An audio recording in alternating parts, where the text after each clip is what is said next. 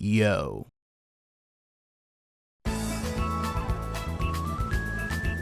On the internet, there are many sorts of people that you can find. Archetypes that, with time, many of us have become accustomed to. The loud-in-your-face influencer trying desperately to vie for your precious attention and money. The edgelord that, in the right context, can either come across as pretty funny or astoundingly cringe, oftentimes being both at the same time. There are those that scream about their political beliefs, drone on and on about movies or video game opinions, even those that yell about nothing in particular at all. But if I were to really boil it all down, I'd say that while every archetype has their quirks, they are all ultimately connected in one thing. They hunger for attention, be that positive or negative. They wish to be seen, heard, or to make a ruckus. None perhaps more than that of the artist archetype. The internet, while built of code and machinery, is what it is, visually, through the many artists that have shaped this image. Be they artists looking to make something beautiful, something awful, something that goes against the status quo, or simply the ones that design the many interfaces of the sites that you use every single day. In truth, there is perhaps no better way to get attention in the vast abyss that we call the web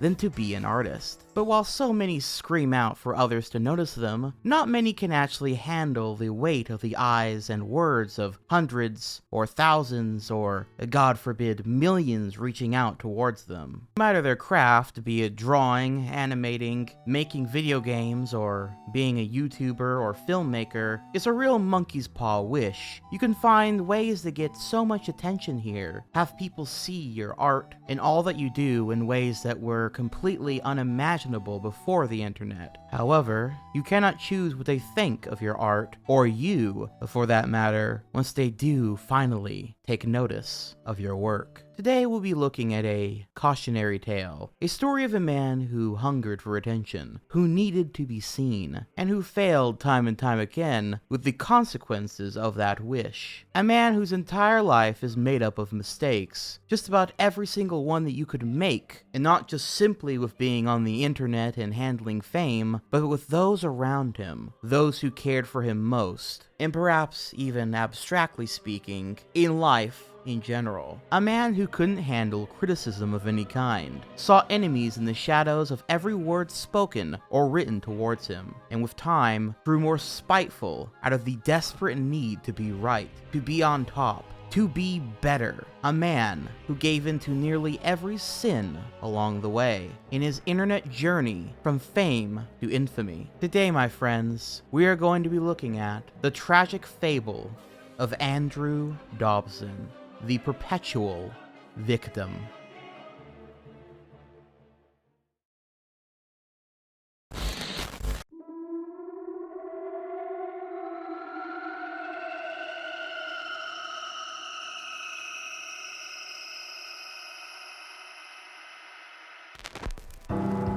This does not even deserve the captain's log introduction, because this is dead serious. So I've got a message out there for every fucking troll with a headset and a copy of modern work.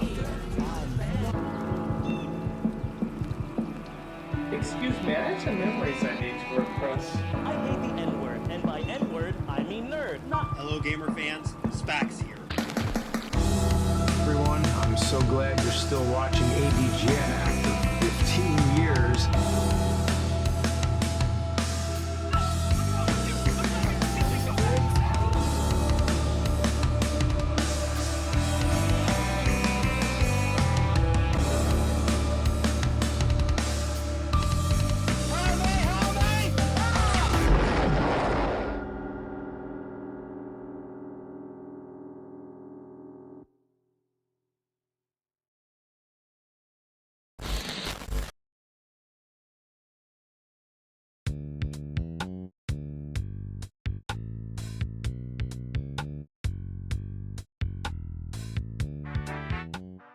So, on the topic of artists, While these days there's a few places artists go to share their art, be it Zitter, Instagram, etc., back in the day the two biggest spots for artists' work to be seen was Newgrounds and DeviantArt. If you are someone wanting to share your art, be seen by others, and maybe even get paid for what you do, these were great places as they had some of the biggest communities of like-minded people, and those that wanted to see, well, more art in general. This is technically still true even now, mind you, but back in the day before the influx of social media and the like, these places were your best bet to actually have anything that you create be seen, and thus also your best opportunity, though it was more rare at the time, to get some cash through commissions and the like to actually get paid for your passion, you know, drawing and making art. Essentially, it was the first real means of becoming an independent artist. And while at the time, many just simply wanted to share their stuff, and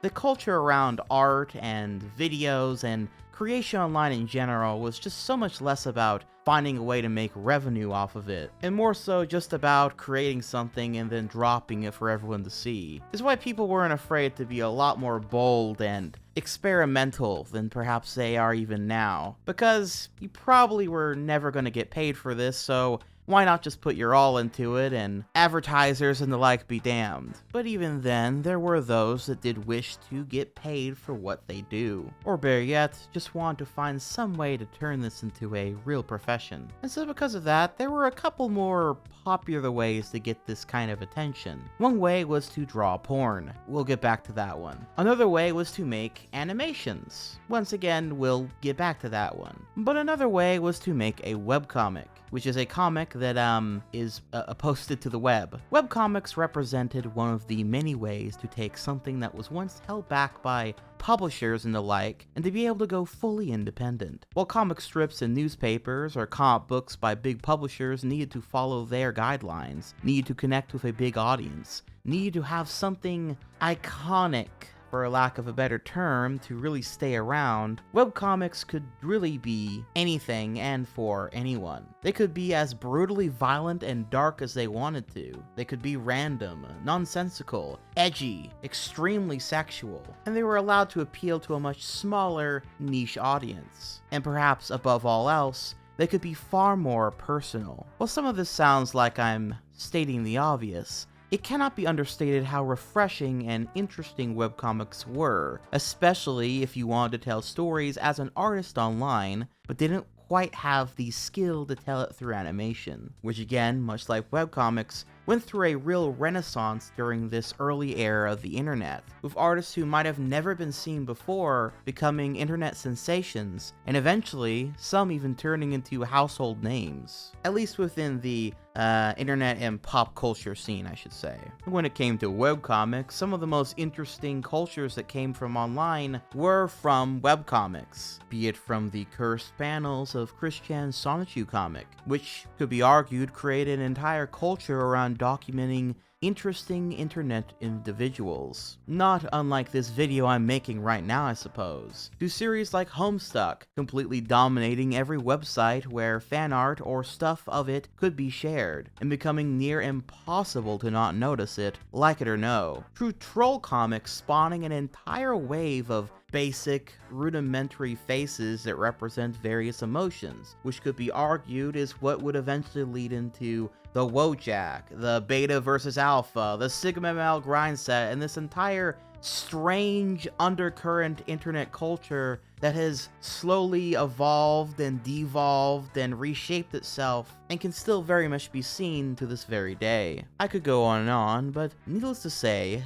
webcomics have helped to define many cultures on the internet, and thus were also a great means of making your mark upon the web. And perhaps then it was for all these reasons and more why the around 27-year-old Andrew Dobson, known then under his alias Tom Preston online, decided to start sharing his art with the world on DeviantArt around 2009, alongside a webcomic called Danny and Spot. Hey, paisano! Oh my god, Mario, Luigi, Princess, Toad! Who did you expect? Pee Wee Herman?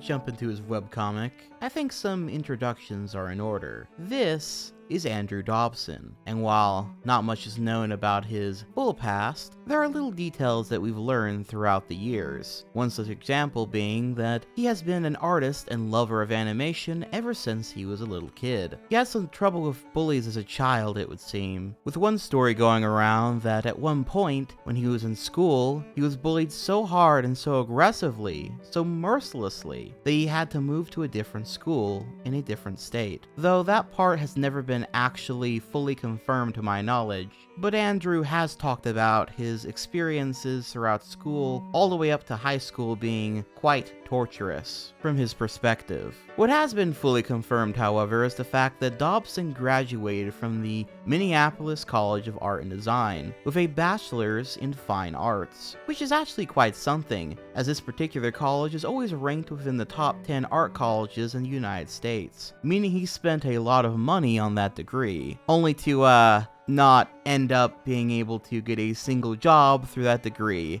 according to Dobson. Though he did try for some time. We'll get into all of that more shortly. Besides all of this, what was also clear was that Andrew Dobson was a big fan of anime, video games, and in particular, Nintendo games. You can see in his artwork that he posted in the early days of his DeviantArt career, that he had a style that was sort of a mixture between Dragon Ball Z, Rom the One-Half meets Western comic books and cartoons. It's very early DeviantArt core, if you know what I mean. Though overall, not too bad all things considered. Not amazing, but some of his pieces are definitely much better than others. Regardless though, Andrew's love for Nintendo specifically would eventually culminate into his first foray into webcomics, that being the aforementioned Danny and Spot. A comic focused on this blonde dude named Danny who loves the PlayStation 3 and Xbox 360 and games like Halo, Madden, Call of Duty, etc. While on the other hand, Spot is a fan of Nintendo games, and in particular, everything on the Nintendo Wii. And basically every single one of these comics that he made around this series is about Spot being smart and cool and always knowing exactly what to say, because he represents Dobson's opinions that Nintendo is way cooler and much better than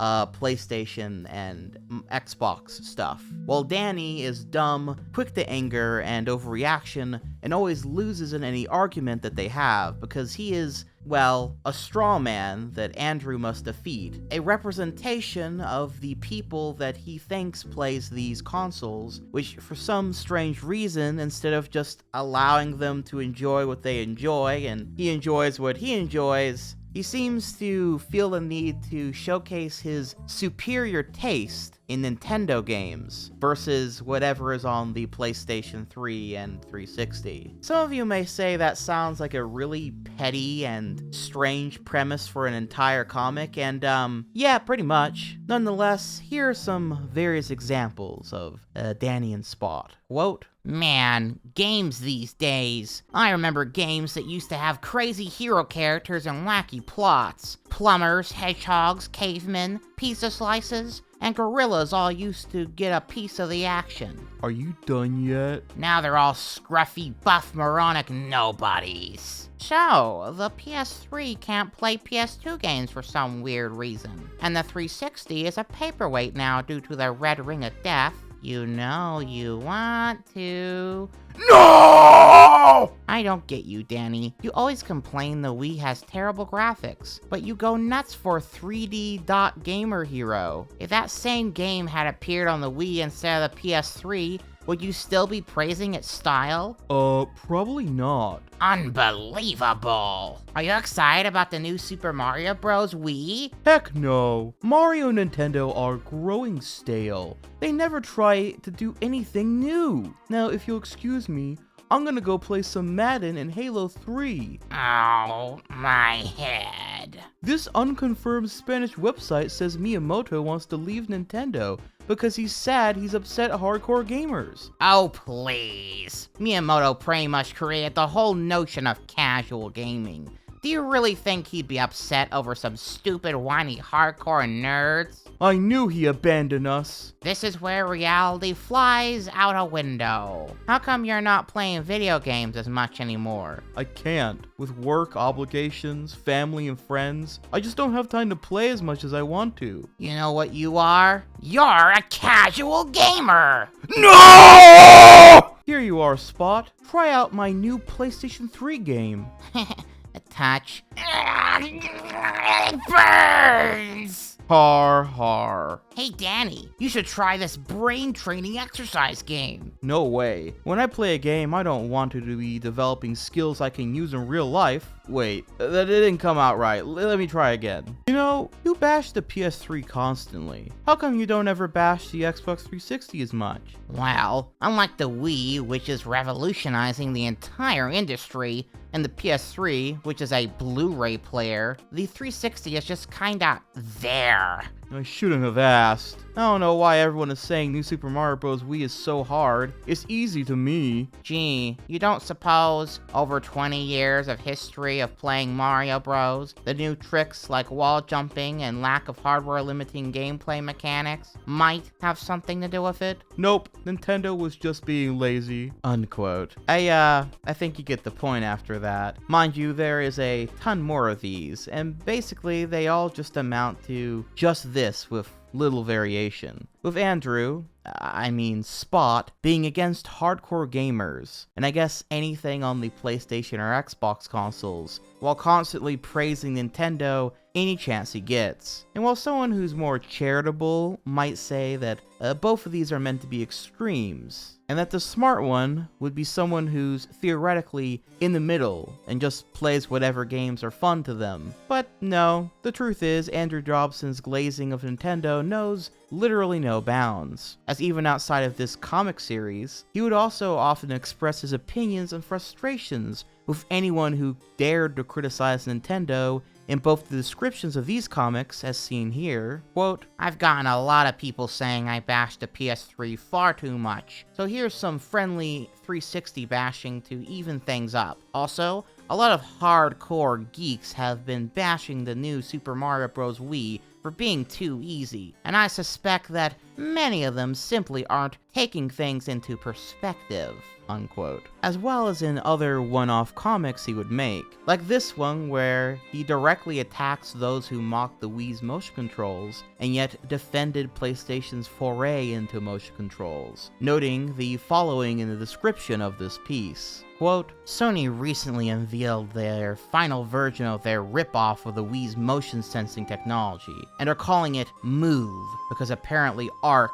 was copyrighted by Microsoft. Almost immediately, the Sony fanboys started declaring their obvious supremacy over the Wii users in the console wars. The same people who, for 4 years, have been laughing at Wii users and belittling them for using motion controls and waggle, are now proclaiming that Sony's Move is the most innovative and original idea on the face of the planet. Wow. Just wow. Unquote. I think it's kind of interesting, because while there may have been some people that were like this, these Sony fanboys that he is raging on about, honestly, this comes off more to me as kind of fighting a mob of people that he's made up in his head. Something Dobson does quite often, actually, putting himself firmly as the voice of reason in a sea of revolting dullards who can quickly be outwitted and are spineless dumbasses at the end of the day. This particular motion control thing seemed to really get under his skin too, as he would end up making another comic shortly after this one. Quote, We've got more power, more memory, and we're in HD, baby. Cool. I think the motion controls are a fun idea. Ha ha ha ha ha! No real gamer wants any of that. Ha ha ha ha! Oh, but we're not targeting real gamers. We're going after the millions of non-gamers that you guys are ignoring. And while we're at it, we're going to gradually build a bridge between casuals and hardcores. Here are our versions of motion controls. Come to us now, you casual idiots! Huh? What? Are you guys still on motion controls? That's so 2009, unquote. I love, by the way, the concept that how, by the way, Dobson's interpretation of the PlayStation 3 and 360 is that only hardcore gamers buy and play it, despite the fact that, say, Madden would be a series that I'd say a lot of people play casually. The same thing with something like Call of Duty, Halo, and online games in general are something that a lot of people play casually. If anything, I always interpreted the difference between a hardcore and a casual gamer, as fucking stupid as both those terms are, is just how much they're playing of games. Someone who casually plays them, playing them once in a while when they can, whereas someone who's hardcore into it makes it their primary hobby and plays it far more often, despite whatever games they're actually playing during that time. Nonetheless though, this comic also has a bit more further elaboration in its description. Quote, "One step ahead. I've been thinking about this whole gaming generation and how really hilarious it is. Well, Nintendo sweeps up its competitors. They're all stumbling behind trying to play catch-up. It's taken them so long to get their version of motion controls out that I honestly believe that the motion phase will have worn out by then, and Nintendo will be miles ahead doing their own thing while the 360 and PS3 try to figure out why their own motion controls didn't achieve the same level of success. Represented here by Microsoft CEO Baldy, the PS3 douchebag guy seen in those condescending TV commercials, and Shigeru Miyamoto, God, unquote." Bro literally called Shigeru Miyamoto God. I don't think I could say much more than that for you to get the point. He had a habit of defending this video game company to the bitter end, basically being the embodiment of the "hey, leave the multi-billion-dollar company alone" meme in living form. He even kicked the hornet's nest at one point with Sonic fans, with this drawing and this big-ass fucking description to boot that I am not going to waste my time reading all of, but it amounts to basically Mario good and always will be good, Sonic bad and past his prime. You get the idea. And while there obviously were those that criticized his work, and if there were any Sony or Microsoft fans that were just as dedicated to glazing their own preferred consoles he definitely attracted them to his comic. On the whole, most of his community, at least that which we can see in the Wayback Machine, seem to agree with him a fair bit. Hell, look at this comment section surrounding the comic about Nintendo always being ahead of the curve. Quote, "Nintendo's innovation. I love it." XD. The neighbors are wondering what's so funny here, laughing out loud. True story. Sir, as a die-hard Nintendo fan, this comic made my day. Oh my god! You are my god now! This is genius! Haha! Yay for Nintendo! Unquote. So, clearly he was connecting with at least some people here, though there were certainly those that were willing to throw hands with him even then too, with this piece of Miyamoto that he drew garnering this critique in return. Quote, "So much wrong, much to fix. First off, Samus Aran is not even Miyamoto's creation. It was Hiroji Kiyotake's creation, so Samus has nothing to do with this. Mario's cap peak is out too far and should be cut back a bit. The brothers' eyebrows should be leaving their heads. It makes it look as if they're smiling with no effective emotions. Their eyebrows are literally on their caps. In fact, Peach doesn't even seem to display any visible emotion that might even be there. I'm sure you can fix this to actually bring out the real Miyamoto in these piece. Until then, no." Unquote. Now mind you, even though he loved glazing Nintendo,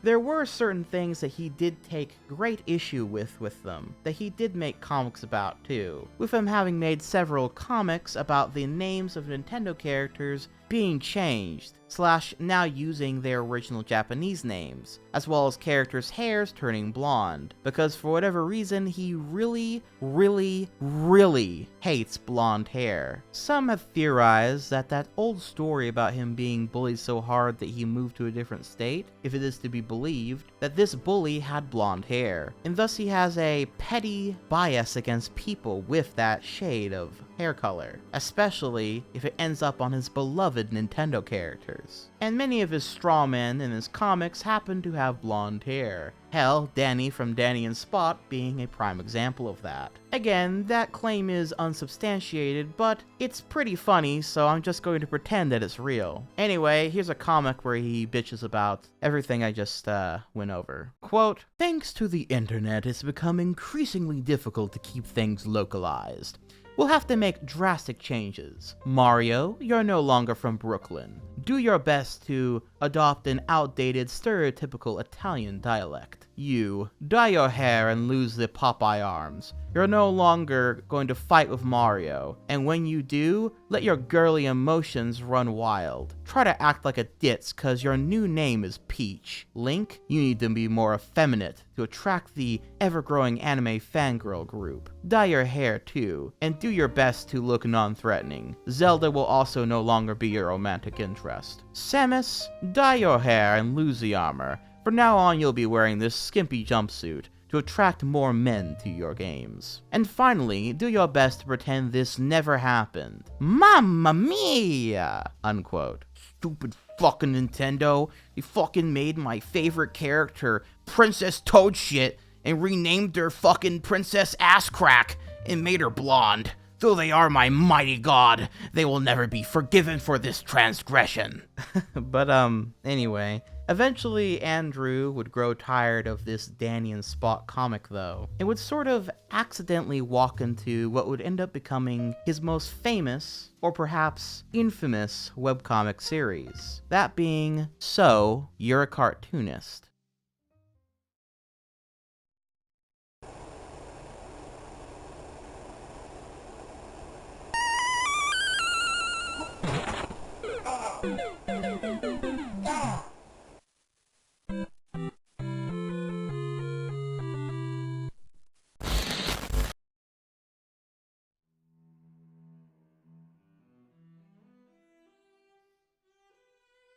Now, before I get into the nitty-gritty of this comic, I should note that it all started with this comic Andrew made of himself preparing a potato in the microwave. The comic being about how he's a starving artist, and sort of the drab, pathetic kind of situation I guess he finds himself in. And while his Nintendo Glaze comics had some sort of audience, this particular comic went kind of viral for the time, at least within that community, and so Andrew decided to capitalize on it and actually make more comics of a similar nature. That being a comic about the plights of being an independent artist. Something that actually did manage to connect with a far larger audience. There were a ton of artists online then and now, and well, this comic really spoke directly to that audience of DeviantArt in this way. In fact, not to give Andrew too much credit, but it's almost kind of genius for the time, as all the webcomic really has to do is be Andrew bitching about something that he actually has to deal with, which you'll come to find he's pretty damn good at doing just that, and then others are like, yeah, I can sorta relate to that, and thus it grows and it's shared around more, etc, etc. It's also the perfect format for a webcomic because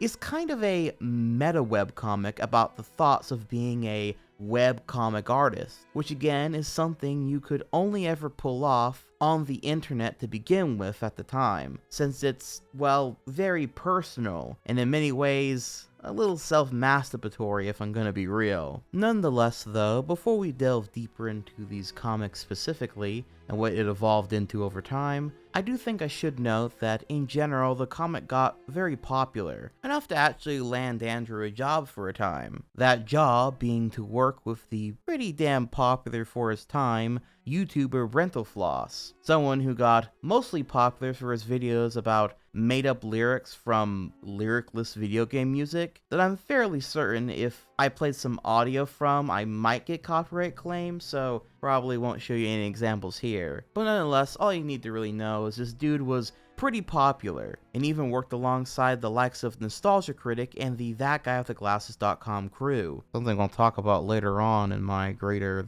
channel awesome retrospective. But at any rate, brentalfloss actually was a big fan of Andrew Dobson, enough to reach out for him to create a comic book series for him. Now, if you're wondering what the brentalfloss comic consisted of, well, I suppose I could show you strip 24 of 200, in which it is discussed or showcased how this comic was even conceptualized to begin with. Quote, "Once upon a time." Hey Brent, have you ever thought about doing a brentalfloss comic? How do you mean? Well, you could visit different video game worlds like the Mushroom Kingdom in Hyrule. That could be cool. We could bring in your roommate from the Roommate song, so you could go on adventures together. Yeah, that would definitely work. And we could have Andrew Dobson draw it. Andrew Dobson! I love that guy! Man, I wish I was a lady so I could have his babies. Yeah, me too. Hey, don't look at me. They wrote it. Unquote. So, yeah. Though seriously, the comic seems to be about brentalfloss kind of just doing stuff in different video game worlds or sometimes IRL, and most of the comic, if I'm gonna be honest with you, is not that great. It's just kind of, hey, you remember that video game? Do you know about this video game reference? Ha ha ha!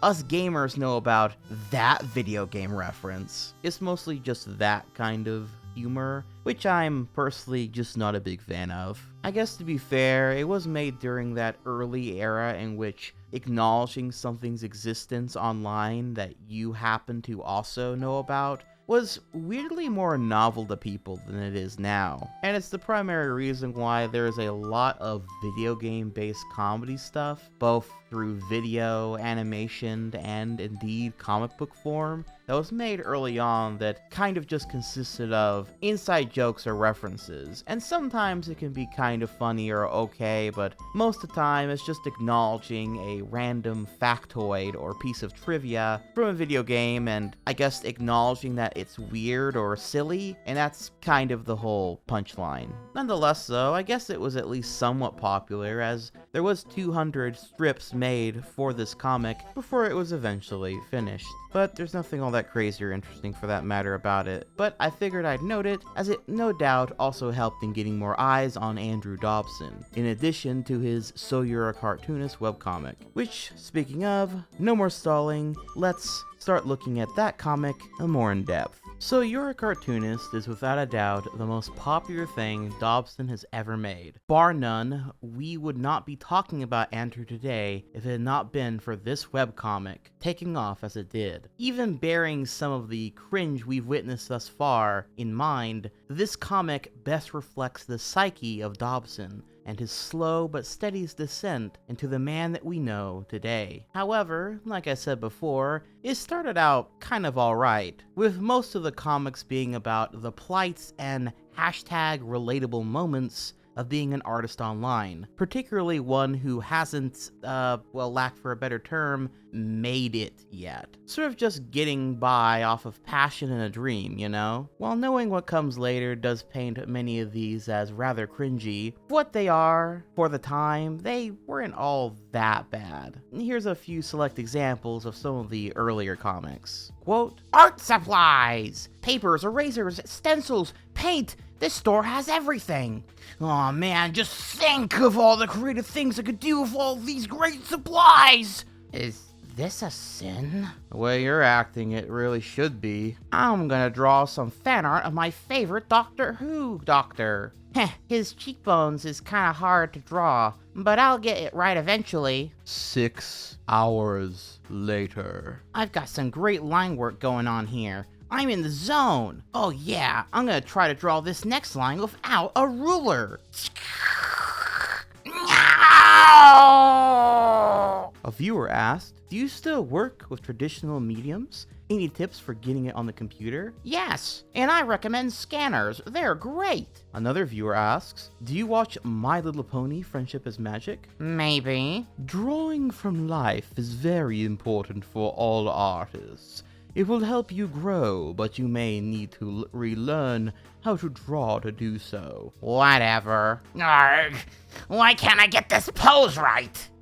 Where's the joke? Circling the drain along with my failing career. Unquote. Fairly innocuous stuff. However, even then, the cracks were there from the very start. As while all of these examples were some of the more general type stuff, a strong majority of his comics happen to feature what is called a straw man of some sort, that basically is a representation of an opinion or issue Dobson disagrees with. And of course, being the Mr. Smarty Pants intellectual that he is, believes that this straw man doesn't have the right answers to, or the group that this straw man is supposed to represent. We already saw this with the character of Danny and Spot, as well as the general representation of Sony fanboys. But in this comic book series, that goes from beyond just video game war bullshit into much more general and much more specific things. What I'm saying is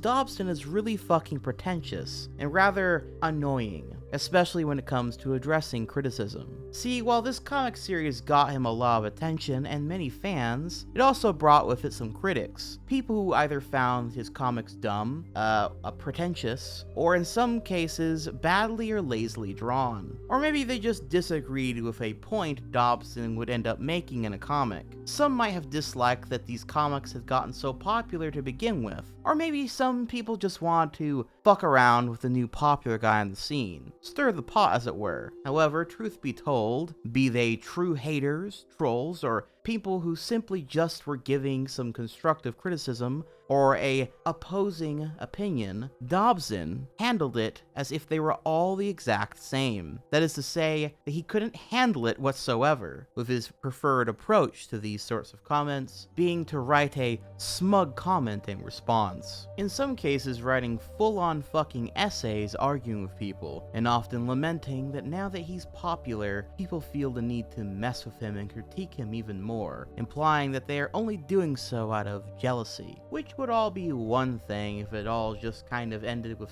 stupid DeviantArt comment sections. But the thing is it didn't end there, as eventually, So You're a Cartoonist became less about the plights of being a cartoonist, and instead the specific plights of Dobson, it becoming his soapbox to address criticisms, whether it be taken from the words of his actual critics, and then him failing to actually understand or value the opinion, and thus kind of misrepresenting it within the comic, or it literally being some sort of thing he just made up in his head to defeat. All the same, they would be turned into a straw man for him to destroy, with several such examples, such as these. Quote, "This joke isn't funny, it's too predictable." Why? What's wrong? A comic like this should only have 3 beats according to the ternary rhythm, the introduction, the premise, and the shh. Do you hear that? That's the sound of nobody caring. I've been getting a lot of flack for showing my Mac in recent comics. The debate of Mac versus PC is a lot like food. Sure, you could get something cheap and convenient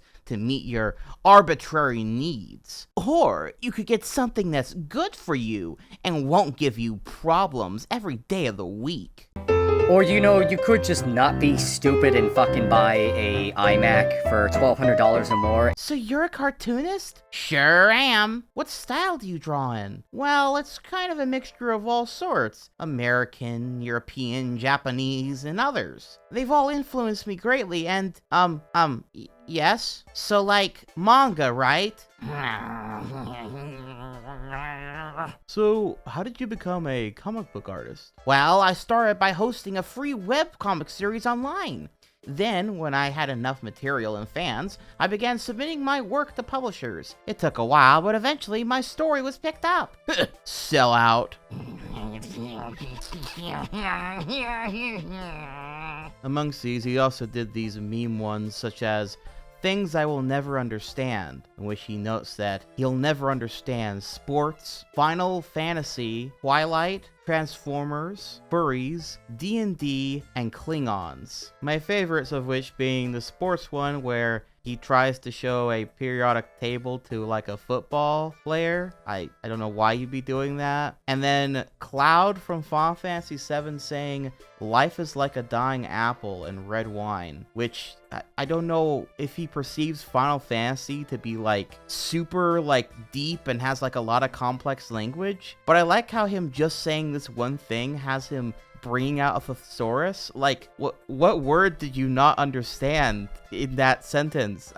Okay. He also drew at least 2 comics about troll/rage comics because, well, they were quite popular at the time. And he seemed to have taken great issue with this, essentially mocking them and anyone who happens to like them as basically dullards, stupid, and talentless, while he, of course, is smart and witty and very funny. We also, of course, have this classic. I'm gonna draw a new character today. Yay, let's make her female. Physical representation of public opinion. Whoa there, buddy. Don't make her blonde. Everyone will think you're making fun of stupid people. Have you thought about making her not conventionally skinny? Red alert! You don't want to offend gamer girls. Dial back to chubbiness and cover her more conservatively. You got a problem with lesbians now? Remember that last quote for later. There's also this comic, which depicts Dobson getting bullied and harassed by a bunch of hooligans and other kids at school, with it seemingly destroying every part of his life. And then years later, one of those same guys tries to add him as a friend on Facebook, which of course, he flat out rejects. This one being less of a straw man, mind you, and more so just a little look into some of his life, but depicted through art. This all, however, had the adverse effect of actually getting more people to be critical, sparking even more arguments in the comment sections, and then eventually coming out as more comics, which led into even more people who were normal fans of Dobson starting to get a little annoyed that his comic about being a starving artist was morphing into one about fighting critics and random commenters, which only led to more negativity, especially since even if they expressed their concerns in the kindest of ways to Dobson, he would attack them with that same smug, smartass attitude, thus erasing yet another fan and possibly even earning a new hater. And even those that only watched it all going down thought less of him for it all. It's a lesson that many fail to learn, but the more you address criticism or trolls, especially ones that really in the grand scheme of things don't matter, the more they will respond to you. Thus, if they really bother you, the best option is to simply ignore them and move along. But the thing is Dobson simply could not ignore them. He had to have the last word. So much so that he was known for having long arguments in his comment sections, only to then, right after this long argument, and usually getting defeated or simply giving up in his self-assured rants towards these people, ending it on his last word before then blocking them, ensuring that he did indeed get the last word regardless. Though sometimes he would also just block them anyway, should he perceive them to be criticizing his work in any way. In fact, he did this so often that he apparently at one point met the 500 user block limit on DeviantArt, which I didn't even know was a thing. Man could just not stop fucking engaging with it all. And if you know anything about anything on the internet, when someone is making a huge ass of themselves and stirring up commotion and calling attention to themselves, there are those that will start to take notice of him, particularly those that are keen to document this person and their ongoing rage and shenanigans for the whole internet to see. People that will then also pick up on his insecurities, which was easy to do since much of his comic was literally about just those, and truly finding ways to enrage him to brand new levels unseen. In fact, something many of you who know even the most basic info about Andrew Dobson will probably know him better for having this blue Care Bear avatar with a fedora on because, well, of course he has a fedora on, which I refrained from showing any pictures or comics of until now because I think it's actually important that you learn why this happened, why he went from drawing himself to eventually personifying himself as a blue Care Bear. Well, what if I told you that this was not done as some random creative choice, or him suddenly discovering that he's a furry, but instead, it was a move done out of pure spite and anger from his critics. See, it all started after Dobson took a little break away from drawing comics, and when he came back, he started drawing his avatar with even more hair than usual, which people found to be kind of funny since anyone who met him during conventions or just knew what he looked like in general knew that he was very clearly balding. A combination of people wondering why he changed his character design to people purposely poking at his insecurity got him to draw this comic in response to it all. Quote, "Why do you draw yourself with hair?" I get this one a lot. It's really for 3 reasons. First, my cartoon drawing is way more appealing to look at than a realistic style. Second, when I was drawing myself more realistically, people had a harder time separating the real me from the cartoon representation of me. And third, I'm already doing a comic with a bald guy. I don't need another. Yo, mofo, unquote. By the way, I'm sure he didn't intend this, but I love how unbelievably uncanny and kind of creepy the picture where it's supposed to be depicting the real him is. To the point where even the lighting and his the background gradient all just have this kind of ominous aura to them. But regardless, this of course did not stop people from commenting these things. In fact, because he addressed the criticisms or comments, as you might imagine, it just grew to be something people mocked and or brought up even more, which eventually led into this comic by Andrew Dobson. Quote, "You look different somehow." Okay, that's it. I'm sick of people complaining that my appearance has changed. How I look is inconsequential to how my comic runs. Honestly, it's like no one's ever seen a hat before. Ha. So that's it, unquote. With this description under this piece reading, quote, "Despite the fact the main character isn't really me, people seem to really want him to be drawn how I look in real life. Therefore, the character will henceforth be drawn as a Care Bear for all future strips," unquote. Yes, for real. The reason he's a fucking blue Care Bear in most of his most iconic comics later, and just in general online after this, is out of pure spite for his critics and trolls, doing so in some sort of strange attempt to own them or whatever, seemingly not understanding that this unironically gives them a win in a way none of them could have ever even began to come up with by themselves. I mean, you gotta give Andrew Dobson this. He certainly is a very creative person, even when it comes to making himself look like a fool. And this, as you can probably imagine, only would lead into more angry and spiteful comic strips about even more issues that he had with his critics, but also eventually just the world at some point, with some of these being some of the examples of this much more iconic era. Quote, "Ready to learn some really awesome rhetorical judo? First be as nasty as you want. Don't hold back. This technique protects your ego, not theirs. Before you finish, make sure to add a passive-aggressive remark like, I just want to see you improve and grow out of your stagnating funk. Now you're a champion for your artistic growth, and they look like they can't handle criticism if they try to defend themselves. Congratulations, you won!" That's so messed up. Could you possibly misinterpret this comic? I planned it out almost like a diagram. Art can be interpreted in any way the viewer wants. If art is interpreted in any way, how am I supposed to convey my art to you clearly? It's not my fault you can't seem to express your art in a way that I'll understand easily. I am so excited to draw today. Why bother? Someone will just rip it apart online later. Everyone hates what you do. People are talking about you behind your back online. There are thousands of better artists out there than you are. You can't draw anyway. Your art is crap. You can't even draw simple things like hands right. You're out of practice. Why fool yourself into thinking your work matters? You don't deserve to be where you are. You're a worthless and pathetic person. Nobody likes you. Don't even bother trying. Your life is meaningless. Why bother even trying? You're just going to fail. You're the worst artist in the entire world. You are the epitome of crap. Your art is so bad, you should just kill yourself. Please stop using obscure references in your comics. I don't get the jokes when you do that, and it's your responsibility to make sure everyone in the world gets them. Hey, there's a very simple tool that you can use to get the jokes in those instances where I've added an obscure reference. Google. Where is the joke? Don't worry, it'll be hitting home fairly soon, pal. You can't sell that art because it has copyrighted characters in it! I won't. Calm down.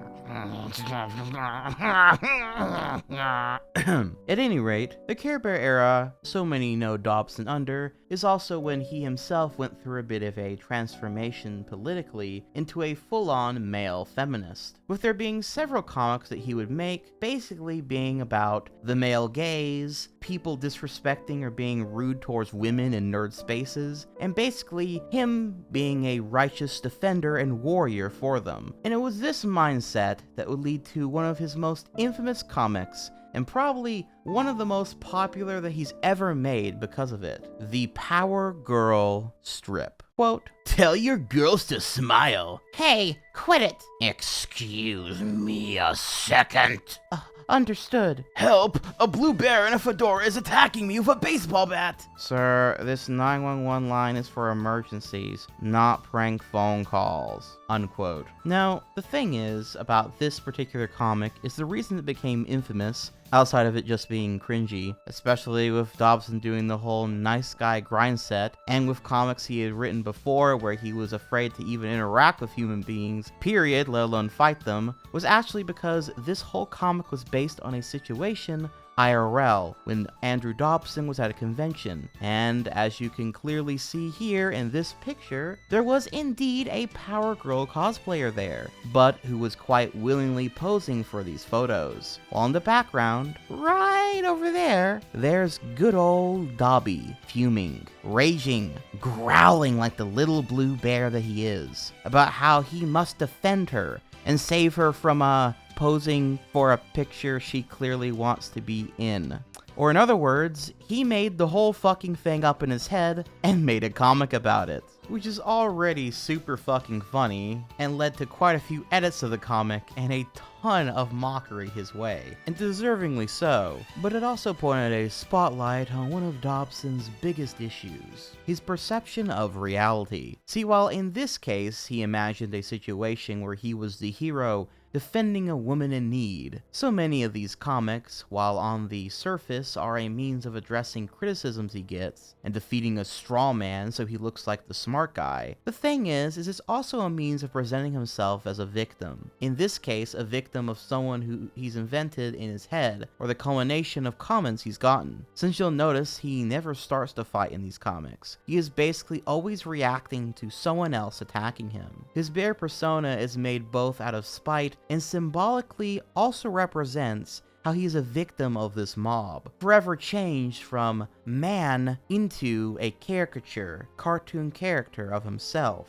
Oh, and also, he ended up making a comic in response to this Supergirl comic and the mockery he got online from it. Yeah, bet you didn't know that the iconic comic actually had a sequel. Quote, "A while ago, I made this comic about cosplay harassment and consent. Some of the comments left on that strip were less than enlightening. But now there are comic conventions putting up posters like this." And it says right there, "Costumes do not equal consent." Gee, it's almost as if it's wrong to be pervy to someone based on how they're dressed. What a concept. Unquote. Which, in case you couldn't tell, did not address the fact that he made up this entire scenario in his fucking head. Probably because, even for him, that's a little bit too embarrassing to admit. Instead, I guess his cope is to pretend like it was about a greater point, not specifically something that did happen at a convention, but something that could potentially happen at a convention, and how he would potentially react to such a thing. But we all know his ass wouldn't do that. This exaggeration of reality is something that's consistent in all that Dobson does, almost as if he views reality as a cartoon itself, funnily enough. One where he's the smartest guy in the room. One where everyone is dumb and in need of his opinions. One where he's an amazing artist who's just misunderstood, and every problem in his life is actually the fault of someone else. And this can be seen even more so in his many DeviantArt journals, where everything from his childhood to his online critics to even his IRL relationships are shared, vented, and put on blast. So let's take a peek through some of those real quick, shall we? To start, let's read one that was posted on February 2nd, 2008, entitled High School Sucks. Quote, I was watching Azumanga for the first time the other day, and I began thinking about my own high school experience. I've never understood people who look back on high school with fondness. I can hardly remember anything positive ever happening to me in high school. There was gym, which you were forced to participate and be humiliated in. There was a school newspaper, which was so slow, I drew all my comics for the entire year in a single day, and we only ever got about 3 issues out in the span of 2 years. There was the lugging of humongous books and papers everywhere, because I didn't have a locker, waiting outside for my mom to pick me up every single day, all by myself while everyone else got to go home on the bus. I was banned from the buses way back in kindergarten, getting picked on for being quiet and shy, getting laughed at for standing up for myself, getting beaten up, getting given degrading nicknames that still haunt me to this day. The hate, the anger, and the desire to kill all of my classmates. The insane amount of stupid homework. We never got past the American Revolution in my history class, and I had to take a Holocaust class to learn about World War II. My horrible grades in math, which nearly kept me from graduating.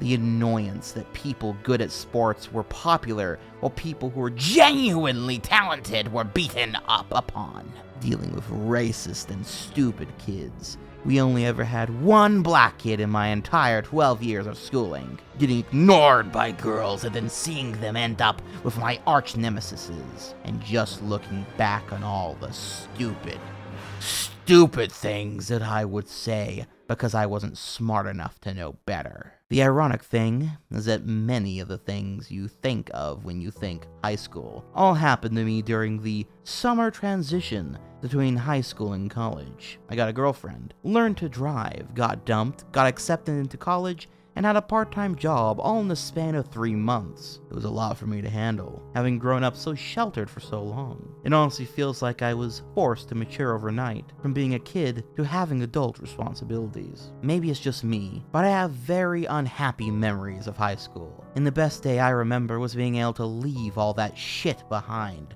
and start anew in college, where no one knew who I was, and I was able to be myself without getting picked on. I actually have some fond memories of art college. The thing is that so many people tell me that they'd love to see me make comics of my life, and I'm constantly looking back over my unhappy memories of high school thinking, I don't want to relive that shit. Maybe I was just too depressed. I get mood swings from my mom. Time for a bath! Unquote. Yo, why was he banned from the bus and didn't have a locker? Was he even supposed to fucking be there? Also, what's with the one black kid thing? Did he just use that random kid as like a token in his stupid fucking manifesto? But, anyway. In a different journal, he then goes on about how much he fucking hates spoilers. In particular, spoilers regarding the last Harry Potter book, in a journal titled, Stop the Spoilers, You Fucking Assholes. Quote, I've finished Harry Potter and the Deathly Hallows, but I had to struggle to do it. Not only is the book remarkably long, but I didn't have much time to read it. On top of that, everyone at my job couldn't help but talk all about it when it came out. Seriously. What is so fucking great about releasing spoilers to people who haven't read the book yet? It's cruel and mean-spirited and just shows what an asshole you really are. If you know someone's a fan of something, it's not nice to spoil everything they hold dear just to get a quick laugh.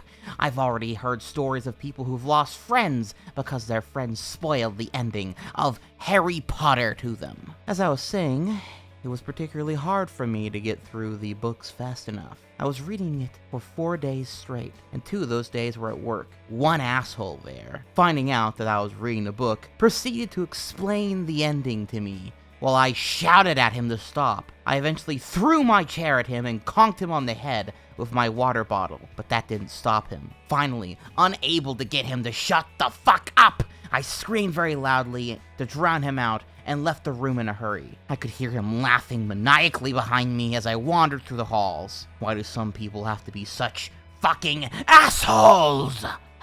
I read the book as fast as I could, but there were still moments of sheer terror that I had as my girlfriend and I went to Target to pick up some things, and I went to a local pub/restaurant to eat. I pricked my ears up anytime I heard anything that sounded like Harry Potter, and then proceeded to cover them till it was safe. I've never had to go through this amount of effort for something before. Not even when I didn't watch Season 3 of Lost. I've heard cruel tales springing up all over the place.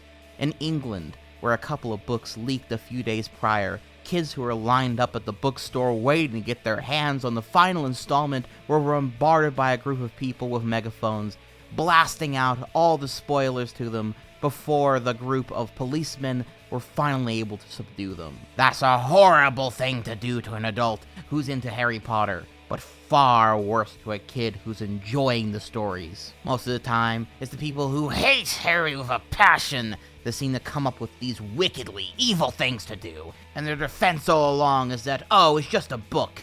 It's not like it's the end of the world or anything. Fucking wankers is what they are. What's worse now is that not even a week has gone by, but people are presuming that we all know how the ending is. People have sat up all night to read the books.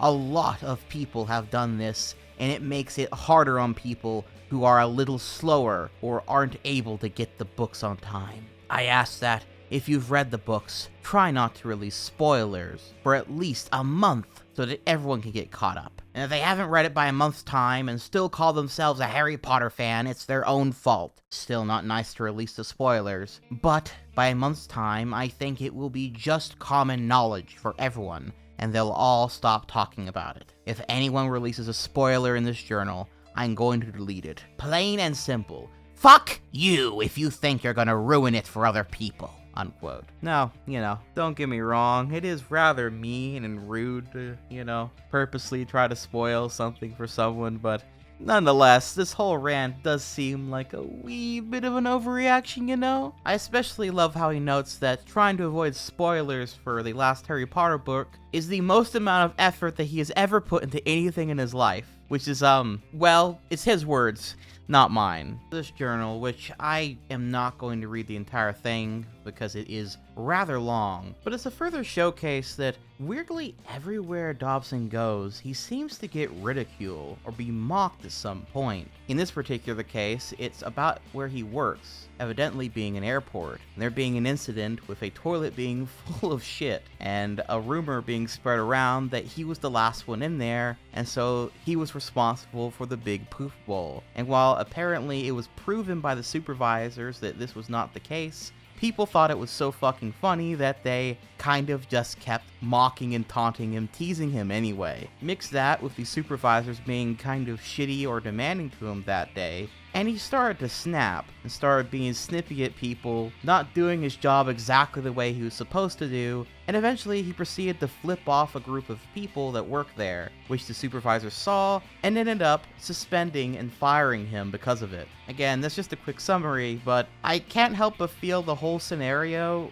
really feels like a sitcom or goofy-ass comedy skit at some point. Not just this story, but kind of his life in general to a degree. However, what's a whole lot less funny, and more so sort of sad and disturbing in its own way, is a journal he posted on December 19th of 2006, entitled I'm Stupid, which I'll go ahead and read in full. Quote, "Today started off in generally good spirits. I woke up, got a good response to a $140 commission that was never paid, took a shower and got all clean, and my girlfriend and I were gonna go out to do some errands. I drew a picture for a painting last night, and today I started to fill in the flat colors before I began painting. When my girlfriend saw it, she said, 'Oh, you're doing it in 3D?' Which I took a strong offense to. I wasn't doing anything in 3D. It was just flat colors. No real depth yet. Emphasis on yet. And anyway, what if I was doing it in 3D?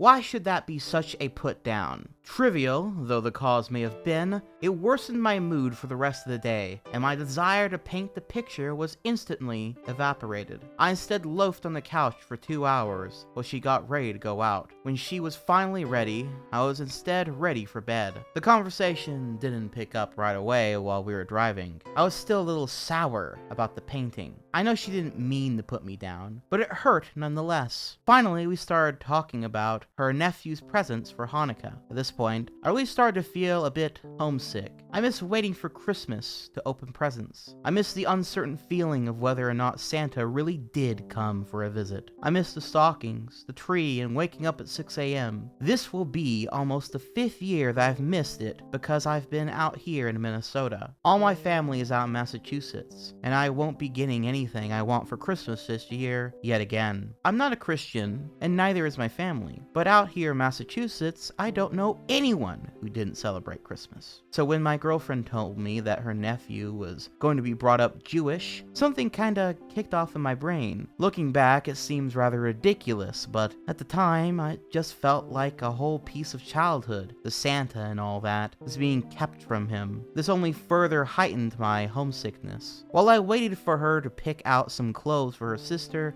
I drew a picture in my sketchbook. One of my characters, he was sitting at a table wearing a Santa hat, looking all sad and depressed as he spun a dreidel with the words, "Merry Christmas" at the top. It was more or less just my feelings about the situation coming out. I feel like an outcast out here, and I wasn't going to get to experience Christmas anymore. I was depressed and a little miffed at Hanukkah being such a big deal, and Christmas for me just being some stupid holiday. I'm too poor to actually buy anything worthwhile for my girlfriend, and I don't know her family well enough to be able to pick out anything special for them either. Not to mention that they all celebrate their holiday together as a family, while I just sit there, on the side, not knowing what to do or anything, feeling more and more depressed. I couldn't celebrate my holiday with my family back home. Work and bills have amounted to a great deal of obligations, and I can't just up and leave them and visit my family, which is a horrible thing to have to say, but it's true. I took a 4-day trip and it's nearly bankrupted me because I didn't work and wasn't able to pay for rent. I can't take that risk again. So seeing my family, no matter how much I want to, is totally out. So while she gets to be happy with her family, I'm just miserable because no one really cares about me and my stupid traditions. Naturally, she saw the drawing and got seriously offended, as any good Jewish person would. I didn't mean to knock her holiday. It was meant more for me to express my depressed feelings. Drawing my feelings out like that makes me feel less alone in the world. It's like me and my character can both be feeling the same thing too. But in my attempt to defend what I had drawn, I said some really stupid things, and now she's locked herself in her room and won't talk to me. So this day has gone from good to bad to worse to absolutely fucked up. I can't defend what I did. That was really mean picture to draw, and the only consolation I can give to her now is I've torn it up and thrown it away. Saying sorry won't cut it. I didn't just knock her religion, I knocked all of her precious childhood memories. There's no excuse for that. I wish I could crawl into bed and not come out till after Xmas and all this stuff is over. Every year just makes me more and more depressed, and this year I think I've really touched the bottom at last. Unquote. Now, what's really sad about this post is that it showcases how Dobson can hear one single comment,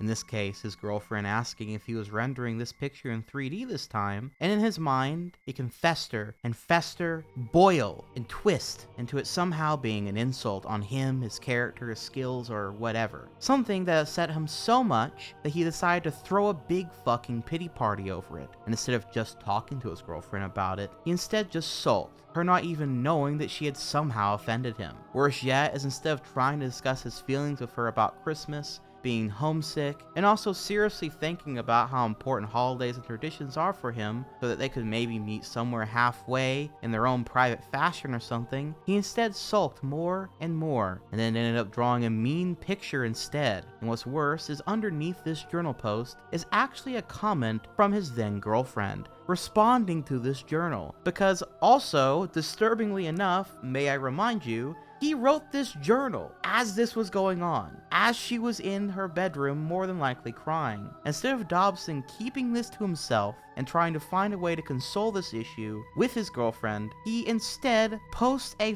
fucking journal about it on DeviantArt.com. The following was her response. Quote, I wasn't putting you down, and I didn't know it came across as such. Also, when you responded, no, it's not 3D, you made me feel like an idiot, like I should know that it's not 3D. Now, as far as your other drawing went, all I was looking for was for you to say I'm sorry. I didn't mean it that way. I'm just upset because I can't go home for Christmas. And when you didn't say anything, I brought it up again in the car on the way home, looking for an apology, and you still didn't say anything. That was a slap in the face for me, and that is why I had dinner in my room. I know that Christmas is important to you, and that's why my family always has you over, because we don't want you sitting depressed all day. My family does care about you, and instead of sitting in the corner alone and depressed this time, try and be part of things. Engage someone in conversation. We are celebrating before sunset, just so that you can come this year. Anywho, Andy, I wish you would talk about things more instead of going into your room to sulk. I mean, this whole thing could have been avoided if you just said, I am sorry. And next time, say it to my face and not here, unquote. So even in the face of a whole family that is there to support him and try to make him feel welcomed, and understanding of him being homesick and the like,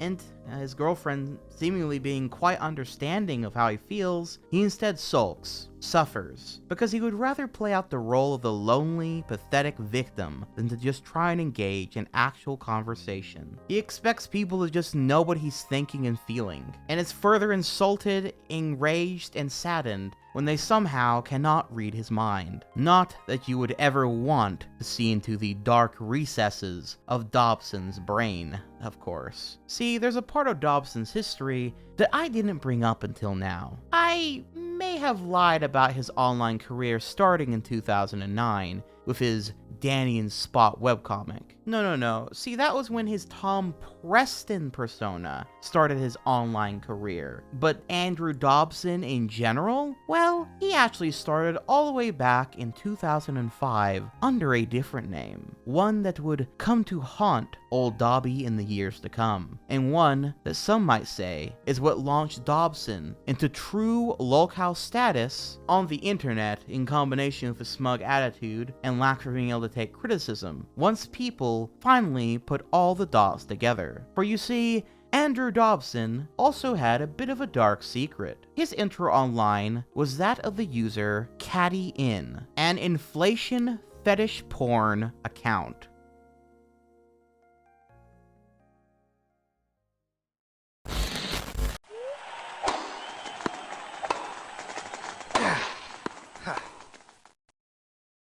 Perfect score. Want to try and beat it?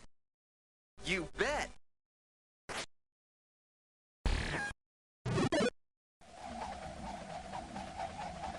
Boy, I'm good!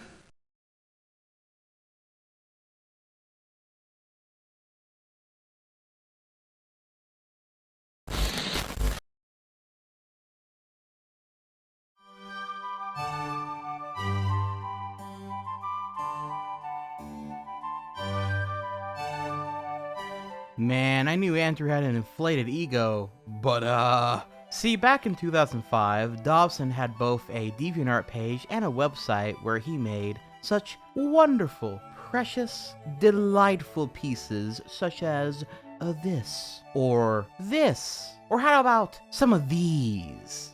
Pretty fucking cool, am I right? Yes, Andrew Dobson started his online career by making various anime characters, as well as some of his own characters, into these inflatable monsters. Sometimes he'd just inflate them entirely into a big orb, and other times he would just inflate their boobs. There was even some comics that he made on the topic, featuring the characters of Azumanga Daioh. These are all teenagers, by the way, I should probably note that. All while also pretending to be a woman, making all this art, I suppose, as a way to hide his identity a little bit more, or maybe he just liked LARPing as a woman, who knows. And trust me when I say that I am only showing you the tame stuff. as there is actually a ton of nudity, and honestly some really fucking cursed shit mixed in all of this stuff. In particular, one image involving breast milk and a bath comes to mind, and I guess I'll just let you use your imagination to fill in the rest of the details. Truly,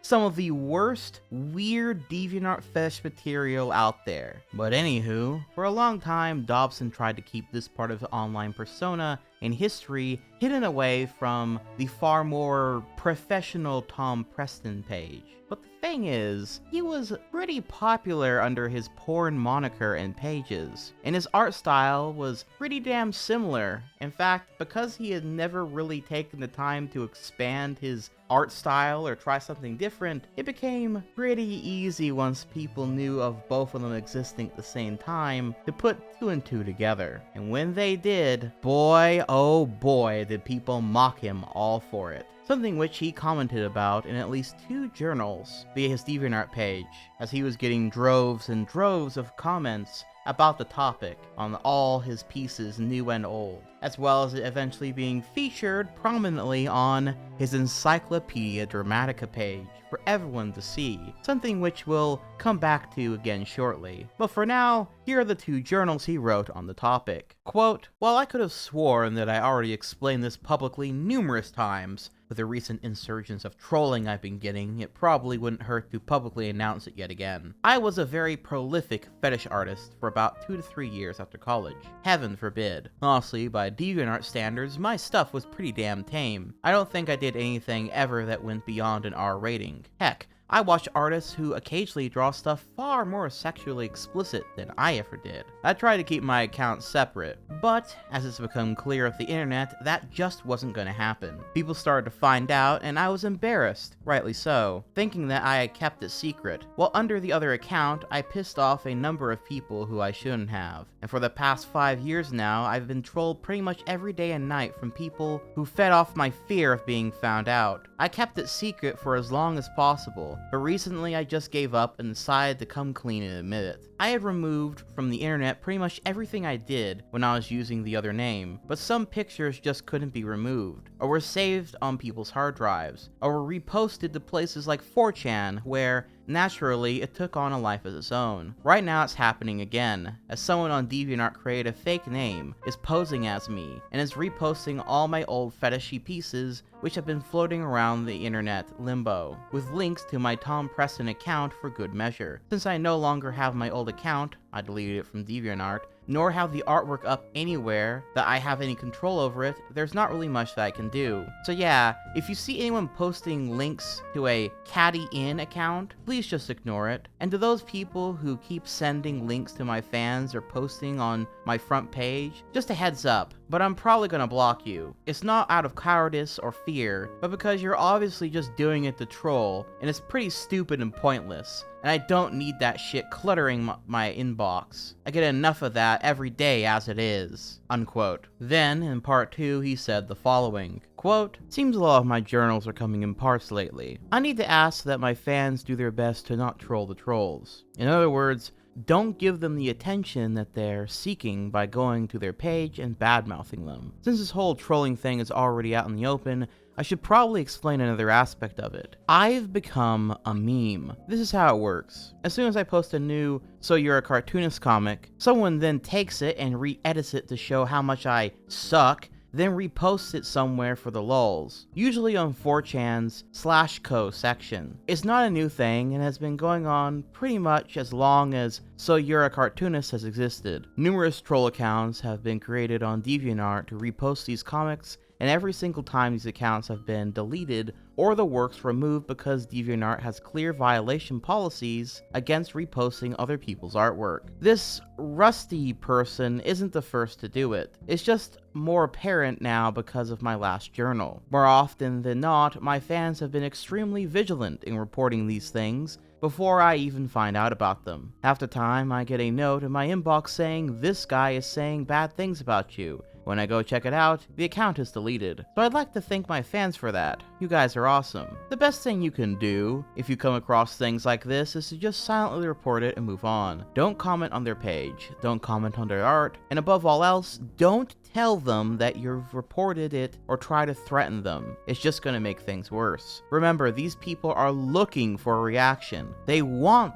to provoke you. It also helps when you report to include a link to the original source as proof. DeviantArt mods can't do anything if they don't have enough information, and claiming that it's ripping something off isn't enough justification. And more people who report, the quicker it gets taken down. I'm aware that by posting these past couple journals is tantamount to me feeding the trolls, and I'm sorry about that. I hate internet drama, and I don't want to create it more of it. But I fear that if I don't explain this now, someone might say or do something to escalate the trolling unintentionally. Please ignore the trolls if you can. Report them if they warrant it. Block anyone who tries to troll you. Don't talk to them. Don't go to their page. And please be safe, everyone. The last thing I want is this trolling crap spreading into your galleries or front pages simply because you stood up for me. Thank you all for your support, everyone. It's really great to hear so many positive responses." Unquote. I find these two journals pretty interesting, mostly because Dobson does seem to have a pretty good grasp of how to handle trolling, and that's by mostly just ignoring it. And yet, as we have seen thus far, he does just the opposite. And even after these two journals have been posted, in case you thought, well, maybe he came to his senses and decided to chill out, no, he would only start fighting people even more and more. He knows reactions is what they want. He knows that the probably best way he could win in all this is just by simply ignoring it, and yet he chooses not to. It's a real head scratcher. That aside, if we go to his old Catty N website, there are also several archives of old blog posts, where you can clearly see that even under his old fetish account, he had trouble with trolls and criticism as well. Furthermore, when people started to discover the connections, he tried to delete his history but found it rather difficult. At one point, writing a huge fucking blog post in which he writes, "God, I feel like crying," as the opening part. While I don't have to go through the entire thing here, it basically can be summed up as, holy fuck, I accidentally wasn't able to delete all my stuff and now a bunch of people have my art and I don't know how to fix it. My real name was actually connected with some of those pieces, and so if people find out, it's going to ruin my current career, that kind of thing. This was kind of before it became super public knowledge. Which is then followed up by this much shorter post, which reads, quote, "Despite how much I desperately need the money, I've taken down my art collection for sale because those assholes at 4chan just can't respect anything. They're trying to get someone who has my $30 collection and hoping that they'll post it on 4chan so they can get all my artwork for free." Here are some comments they've made about me, and people wonder why I'm such an asshole when it comes to copyright infringement. So, that talented asshole Catty N has re-released all his works on a downloadable zip file for $30? Anybody downloaded and willing to share? Asshole, yes. Talented, debatable. I certainly wouldn't pay unless it's got a whole shitload of new stuff, then it's not worth it. It has things he's never put on the interwebs before. So yeah, till further notice, my collection is down. Fucking assholes they are. Unquote. Also, funnily enough, he was even getting harassment and trolling from his own then girlfriend, as noted in this post from around the same point in time. Quote, "Honestly, inflate? I don't know. We're kinda at a point where we just don't talk about it. I don't say anything, so she doesn't either. She knows I come to the internet and I have a lot of friends in those circles, but we never really talk about it. Every now and then a movie might come up with some inflation in it, such as Harry Potter 3, and she'll look over at me and cock an eyebrow as if to say, 'This is what turns you on?'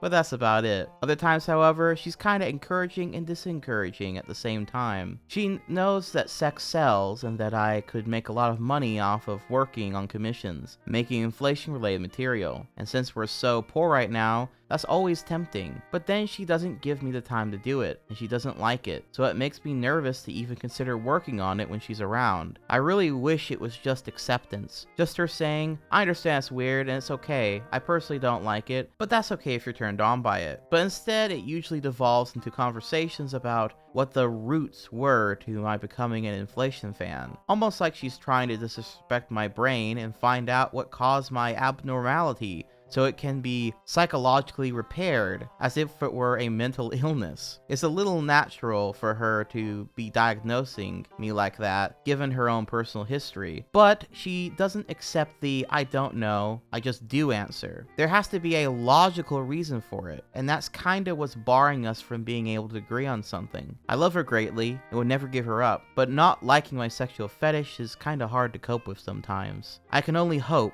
that as time goes on, she becomes more understanding, unquote. However, as noted at some point, he also found that within the inflation community, people grew tired of him. And so yes, unironically, even when he is just making mindless porn, he still found a way to annoy people and managed to make them tire of him. Like, how the fuck do you even do that? What's even weirder too, and something I really never see people bring up about this account, is that beyond the website and his DeviantArt page, Dobson also had a Gaia Online page under this fetish artist moniker. Now, for those unfamiliar with Gaia Online, it was a browser-based MMO/social space. Think something similar to Neopets, but way more advanced and focus more on fashion and avatar creation, along with several games, most of which don't really work anymore these days, sadly. Anyway, the reason this is significant is back in the day, the main user base of the site was, as you might imagine, teens and kids. And anyone who knows anything about the site will tell you that it's kind of an open secret that there was a lot of people who were trying to groom children, actively as it was going on. Just as any other social media or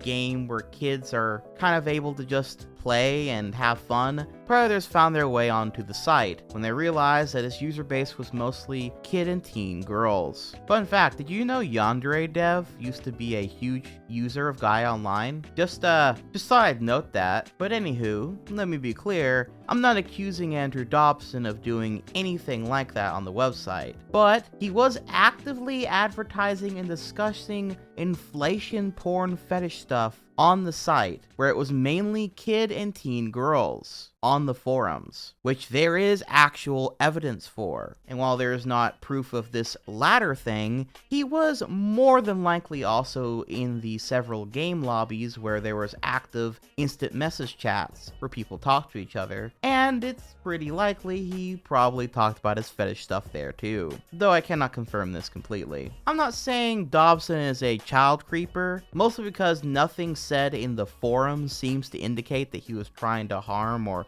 groom anyone there, but I will say that this was grossly irresponsible, weird, and he should have never went on that site to talk about fetish stuff, period, considering who the main user base is. But anyway, just figured I'd point this out. That aside, Dobson also went on a rant about his feelings on anime on the Catty End website. Again, while I won't read the whole thing here for you, essentially amounts to him discussing how he used to love anime and used to love going to video stores and building up his collection. He used to love it so much that he actually took possession of the anime club at his college. But somewhere along the line there, he started to hate anime, particularly because, in his words, he found that all of it was starting to seem the same. There is all the same stereotypes, there's too many panty shots for his liking, and it was just, yeah, not his cup of tea anymore at some point or another, until eventually he began to, in his words, loathe anime. The whole thing being a bit of an inner turmoil for him. Now some of you might be wondering, okay, so he doesn't like anime. What does that have to do with anything? Well, let me explain. See, Andrew, while he grew up loving anime, and clearly some of the anime he grew up with still very much influences his art style to this very day, that newfound hatred for anime also made him pretty famous in a few occasions, with one such example that I often see shared around when talking about Andrew Dobson is this piece, where I guess his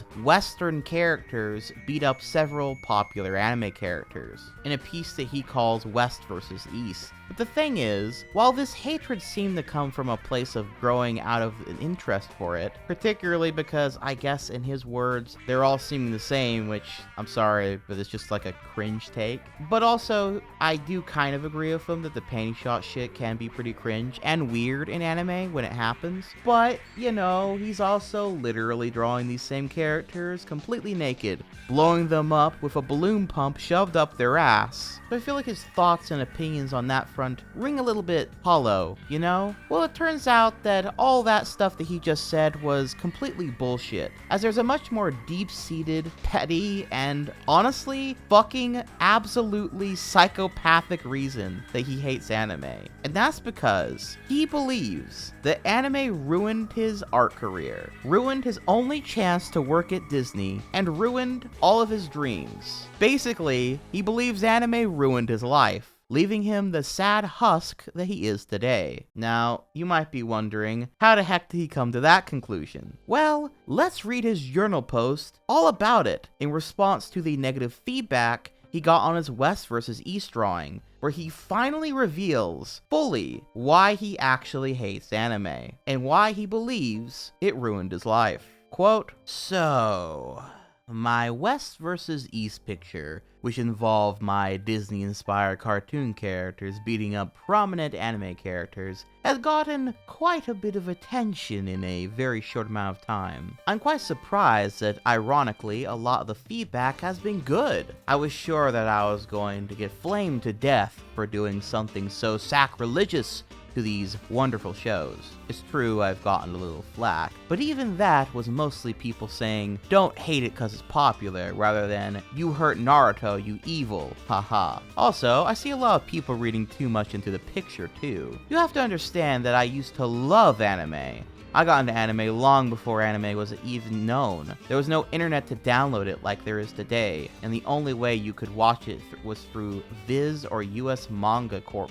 You actually had to drive to a little store off in the middle of nowhere and just pray that they had what you wanted, because supplies were so limited and scarce. The only anime on TV was Dragon Ball Z and Sailor Moon, so you couldn't just flip on the channel and find it everywhere like you can today. I had a deep, profound respect for anime. I even ran an anime club in my college for 3 of the 4 years I attended. In short, I know anime. However, as the popularity of anime became more and more apparent, the interest I held and the desire I see new anime began to wane. Dubs, which were once good, started to slip in quality just to get it out to the States faster. New kids who just got into anime knew all about the most popular shows on TV, but not about some of the really greater older works that I was into back in the day. I even heard a kid utter this remark at an anime convention in which a Japanese artist was explaining how you need to know about perspective in an anime. He said, well, I don't need to know perspective because I draw manga. The amount of arrogance and annoyance new fans filled me with just got too much, and I started to distance myself from anime. That was when I rediscovered some things I took totally for granted as a kid. American cartoons. I rediscovered Disney and their wonderfully fantastic animation and stories and characters. I rediscovered a lot of shows I used to watch as a kid, and I realized how great they were, and how influential they were without me knowing. I rediscovered so much more than I was expecting, and all the while anime is still chugging on and totally wasting this stuff. I'm an animator. I have a BFA in animation. The only reason I don't have an animation job right now is because Disney fired their animators after their anime-influenced movie Treasure Planet tanked at the box office. If they weren't trying to be more adult cartoons, maybe they might still have some respect in the industry. But now, thanks to anime, I lost my job, and Disney has become a sequel factory that mass produces for money. I miss the old days, and I can't help but resent anime slightly. I spent a good 18 years of my life following anime, only to realize everything I really wanted and needed was right here in America. And now, thanks to anime, that's all being threatened! So, if you sense any resentment from me towards anime,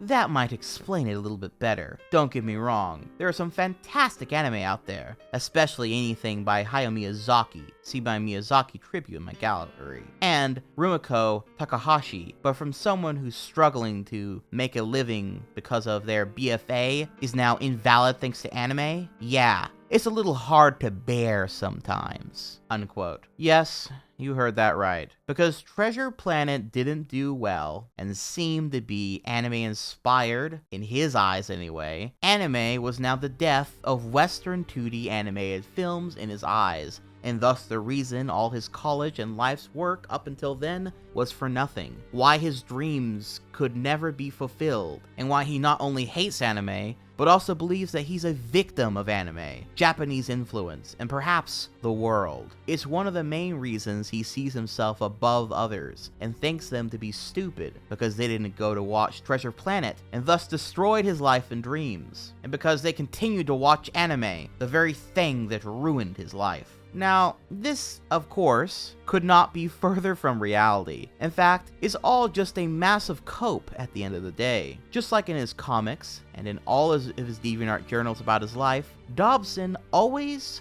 believes that he is the victim. He loves being the victim. If he's ever not being the victim, he'll find a way to be one again. It's why he wouldn't communicate with his girlfriend during that Christmas time debacle. It's this mentality that made him believe that he was the truly talented one at his school, and anyone who was doing sports or something else was beneath him. And ultimately, because he wasn't getting the credit and the rightful things he deserves, he is a victim of their stupidity, hypocrisy, and the system at large.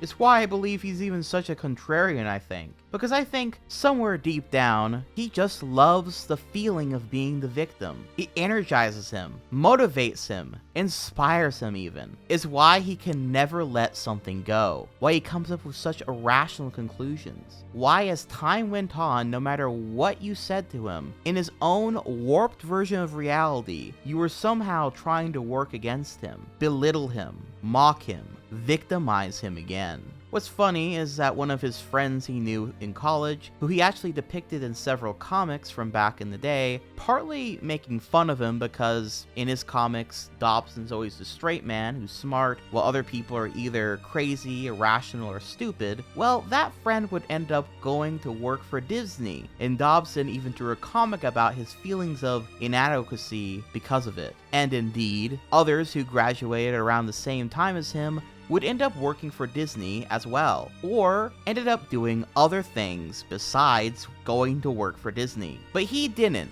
and instead of looking from within and wondering if there was something he needed to change, or better yet, why he didn't just take the time to animate cartoons himself, since at this time plenty of people were doing just that. This was the time of Newgrounds, where a renaissance of animation, cartoons, and series were being done by complete and total novices, let alone people who actually had talent with art and animation. Sure, he didn't get to work and be a fucking slave to Disney, but this could have been a wake-up call had Dobson's mentality been different. He could have seen this as an opportunity to work as an independent. And to some degree, I guess he did do that by drawing porn. Again, taking the lazy way. Then he ended up doing a webcomic, which is whatever at the end of the day, but his passion was to become an animator. And so the question then becomes, why didn't he produce animations then? Why didn't he try making stuff and posting it to Newgrounds? He clearly had a fan base.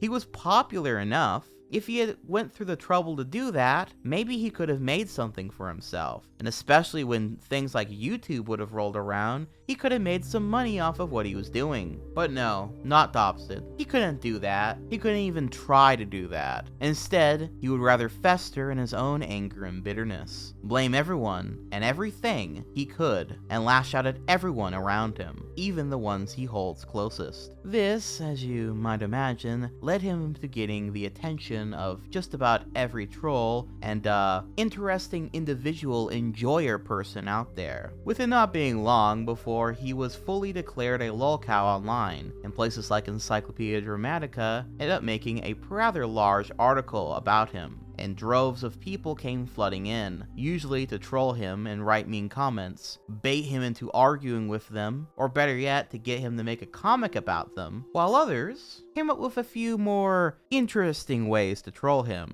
one of which would lead into an incident that is far less told about, at least here on YouTube, or discussed much in general, but is also one of the more funny events of this tale in my opinion. An incident I'd like to refer to as the Giraffe Doodle Wars.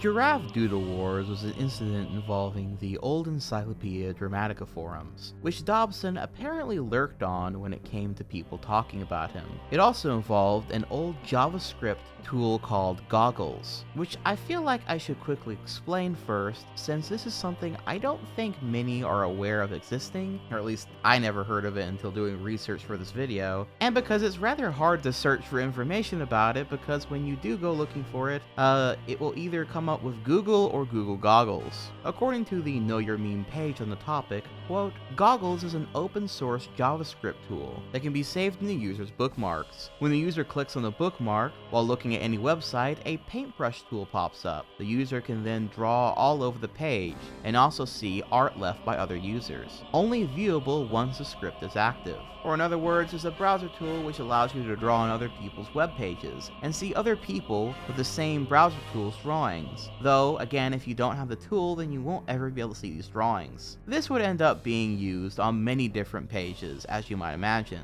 But in particular, the users of Encyclopedia Dramatica decided it would be fun to start creating a gallery on Andrew Dobson's DeviantArt page, as well as several of his other drawing and comic pages. And when Andrew Dobson found out about this, he didn't appreciate it. And from here, I'm going to be reading the story as told in the ED article. Quote, at the end of November 2013, a lonely artistic soul on Encyclopedia Dramatica discovered a JavaScript tool called Goggles, which allows you to scribble on all non-SSL secured websites. The drawings and notes can only be seen when one activates the tool itself, so it's actually invisible to non-users. For the first few days, ED users doodled on Dobson's DeviantArt page, creating hate speech, cool drawings, commentaries, and one-sided lulls. This all changed though when Lord Preston looked beyond his valley into the mighty Encyclopedia Dramatica forums and saw those drawings in the Tom Preston thread. Immediately, he grabbed himself a copy of the program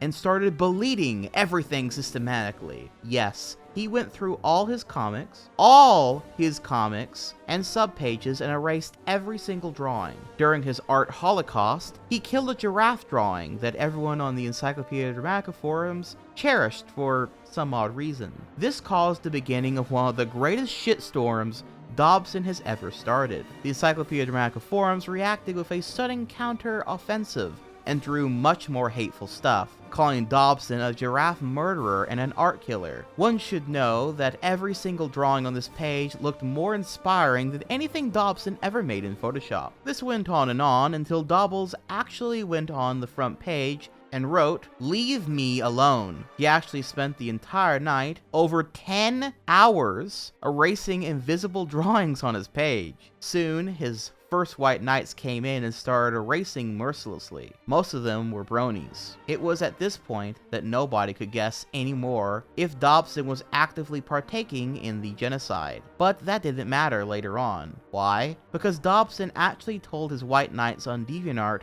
to destroy the drawings every week, completely contradicting his previous statement that he doesn't care. The continued destruction of the art made the Encyclopedia Dramatica user base rage so hard that they actually called in the cavalry for reinforcements. People from the /co didn't seem to be interested at first, but the more giraffes and drawings were killed, they started to grow a heart and actively intervened. 4chan also seemed to have adopted the giraffe for a short amount of time. It was the first ever joint strike force of ED users and 4chaners in a long time. Unfortunately, nobody on /co ever knew who actually alerted them. The users of /co also hailed Goggles as the greatest web page drawing tool ever invented. From this point on, Dobson's DeviantArt page is a constant war zone between the trolls and Dobson's white knights. Besides the giraffes, an ongoing theme was the fact that instead of drawing commissions,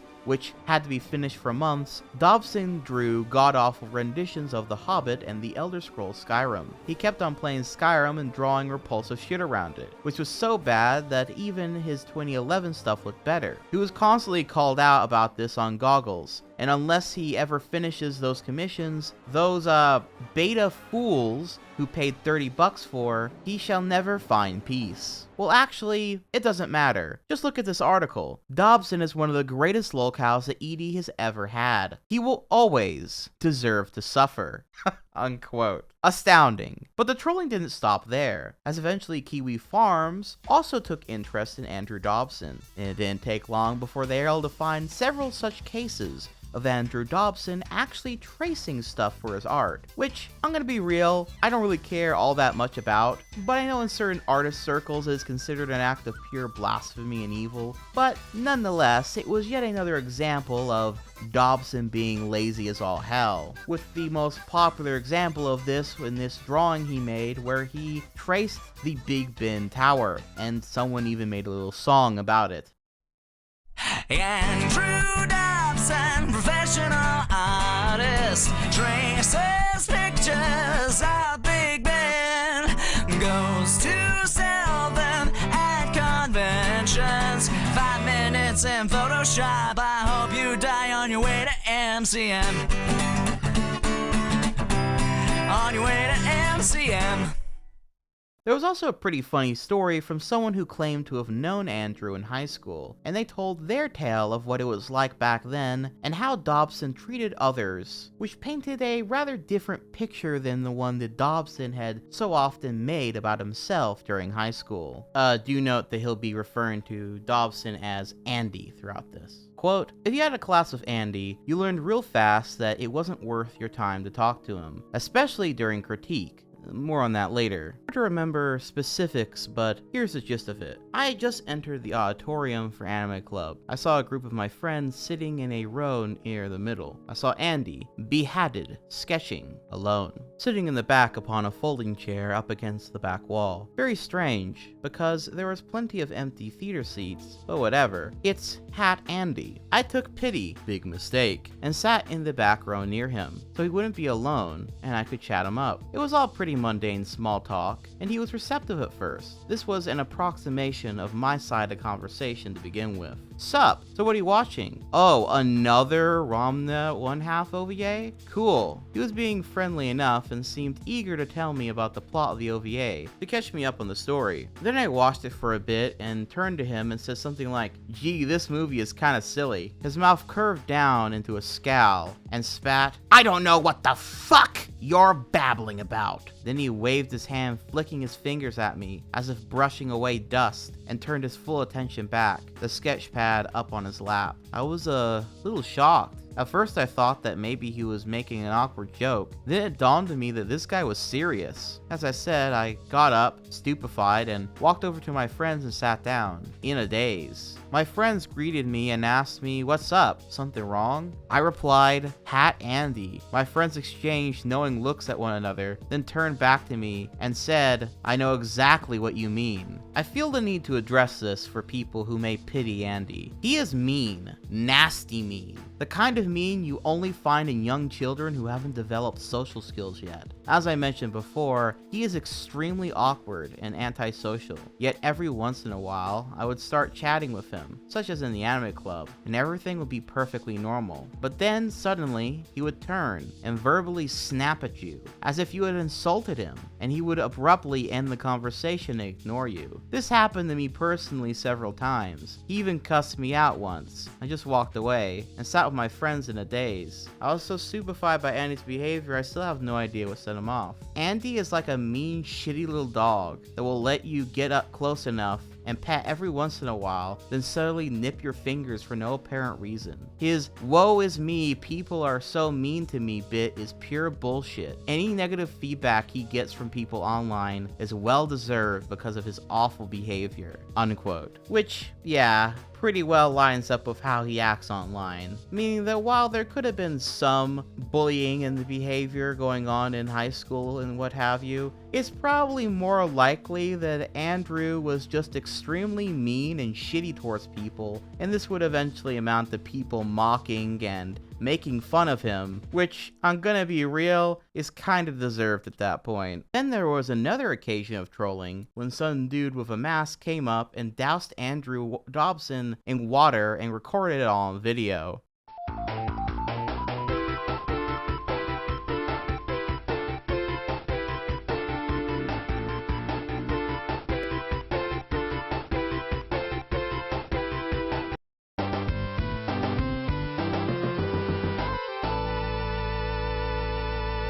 This, at the time, only seemed to kind of annoy Dobson, since some of his art stuff got wet. He kind of took it on the chin, all things considered. However, he said this incident actually gave him PTSD, which is, well, I suppose there's no real way to know for sure how true that is. But given everything else we've discussed so far, and how Dobson seems to view reality in a rather warped way, I'll leave it up for you to decide on the validity of that claim. All of this trolling, I would say, then leads up to its apex, with an incident so embarrassing that it seemed to actually stun Dobson to his core. An incident so objectively stupid and embarrassing that there is really no smug retort left for Dobson to say. An incident I refer to as the commission debacle. Once again, here's the story as quoted from Dobson's Encyclopedia Dramatica article. Quote, "One of the main complaints about Preston is that if he spent a quarter of the time he spends writing journals, arguing with people in the comments section of said journals, and playing Minecraft and Skyrim as he does drawing, he might have actually gotten good at it, or at least had the time to finish his multiple commissions." When confronted with their allegations, Preston responded with the oh-so-mature, "You're not the boss of me," because his critics don't pay him money. To remedy this, a number of people on the Encyclopedia Dramatica forums, in Preston's thread, pooled their money together. No one was willing to spend more money on Preston than the equivalent of a Happy Meal, and anonymously ordered a commission from him to review his work etiquette. The test followed very strict and fair rules. They would pay him, not set a deadline because he refuses to work with one, and see how long it takes him to complete the work, how well he communicates with his clients, and how he responds to requests to fix mistakes, after which they would post their correspondence with him online. 4 months and 8 days. That is how long it takes a professional artist like Dobson to produce a single drawing. Not only did it take him that long, but he didn't actually draw what he was asked for. The request was Samus versus Ridley, but they aren't fighting, they're posing. He also forgot to contact the customer for weeks, or months, at a time, ignored requests to revise by pretending he didn't notice them, and created half of the picture by tracing something he found online. The worst part of this was that not only was he capable of finishing the commission in a week, having previously worked on a weekly webcomic, but that he once drew a better version of the same thing when he wasn't being paid for it, as seen here. Meaning that he can't be asked to put in even the most minimal amount of effort into satisfying people who actually pay him money. After finding out what had occurred, Preston posted a journal about how he had been duped, because apparently paying him money to do his job is a scam. In the journal, he points out that he only does the revisions that he thinks fit his style, even though people are paying him to draw what they want him to draw. He also said, had he known it was all a setup, he would have put in more effort, meaning he doesn't give a fuck about his regular customers. In the end, the evil cabal of Encyclopedia Dramatica forum users proved what they had set out to prove, and chose not to demand a refund since they all knew that they were paying for shit from the start, so they can't complain. Either way, this will probably reduce the amount of commissions Tom gets orders for, so maybe next time he will be able to finish them in only 3 months and 8 days, unquote. Dobson, as noted, of course did not respond well to this at all, with this whole thing, again highlighting Dobson's pervasive issue of just being plain out lazy, with it seems most of his dreams of grandeur being struck down not by others or some sort of anime or troll-induced tragedy or conspiracy, but instead the much more simple answer of just good old-fashioned laziness and refusal to learn, improve, or cease allowing himself to be the victim. But we're still not quite finished with Dobson's tale, as before it's all said and done, we gotta go to Andrew Dobson's Twitter.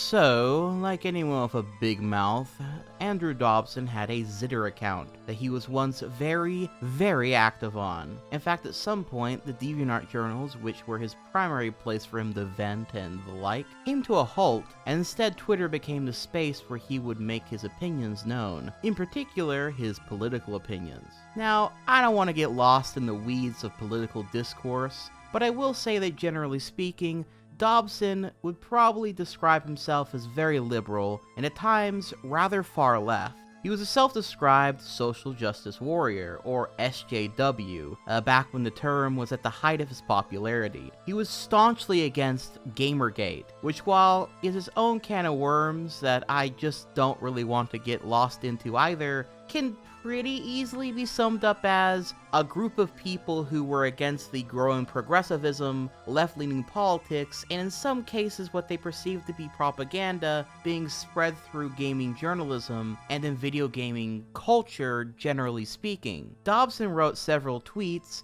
and made comics mocking the Gamergate crowd, painting them as misogynistic and sexist. This is something he did even outside of Gamergate stuff though, as he would also often make comics and write posts about sexism in gaming, film, and just in general, that he was again staunchly against. And more than that, he considered himself a male feminist and sort of had a strange guilt over being a white man as well. That bit of strangeness aside, what's interesting about him being a male feminist is as often the stereotype, it seemed he might have been doing so and calling him such for ulterior motives. Something he often writes and depicts in his comics is men being brutally gross about women. There's even one such case where he drew this comic where he was sitting at a convention going to be disgusted by this other guy who was drawing porn and the like, also being there at the convention. But there's also, of course, the example of the one pervert in the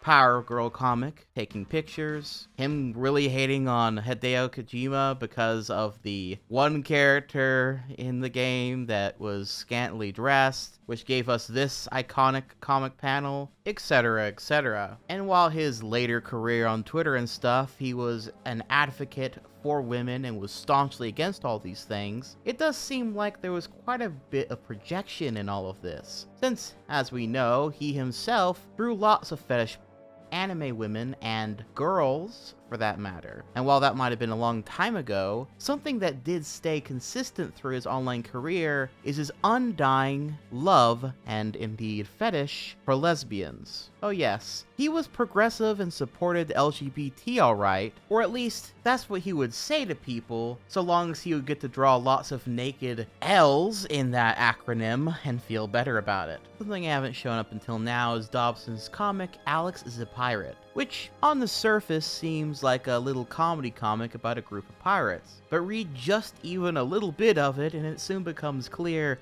two common themes come up pretty often. One, that the two female leads, Alex and Atia, end up naked and are kissing / making out, and the fact that they're lesbians is brought up fairly often, if not constantly, with it kind of feeling like there's just always another excuse for one of these characters ending up naked, which is funny because that's something I remember him criticizing certain anime for, with the panty shots and stuff. And yet, here he is taking it quite a step further, with this being a full-on, what you'd call an ecchi anime or comic at this point. Another common trope is that the male lead, Sam, is constantly being humiliated, and for lack of a better term, being put in his place as their bitch boy. And since he seems to have a thing for Alex, kind of being cucked by the other lesbian character. Are you starting to see a strange picture being painted at this point? Add that with all the things Dobson has said about lesbians and the like, and it becomes very clear that Dobson is less progressive and more so simply has a lesbian fetish.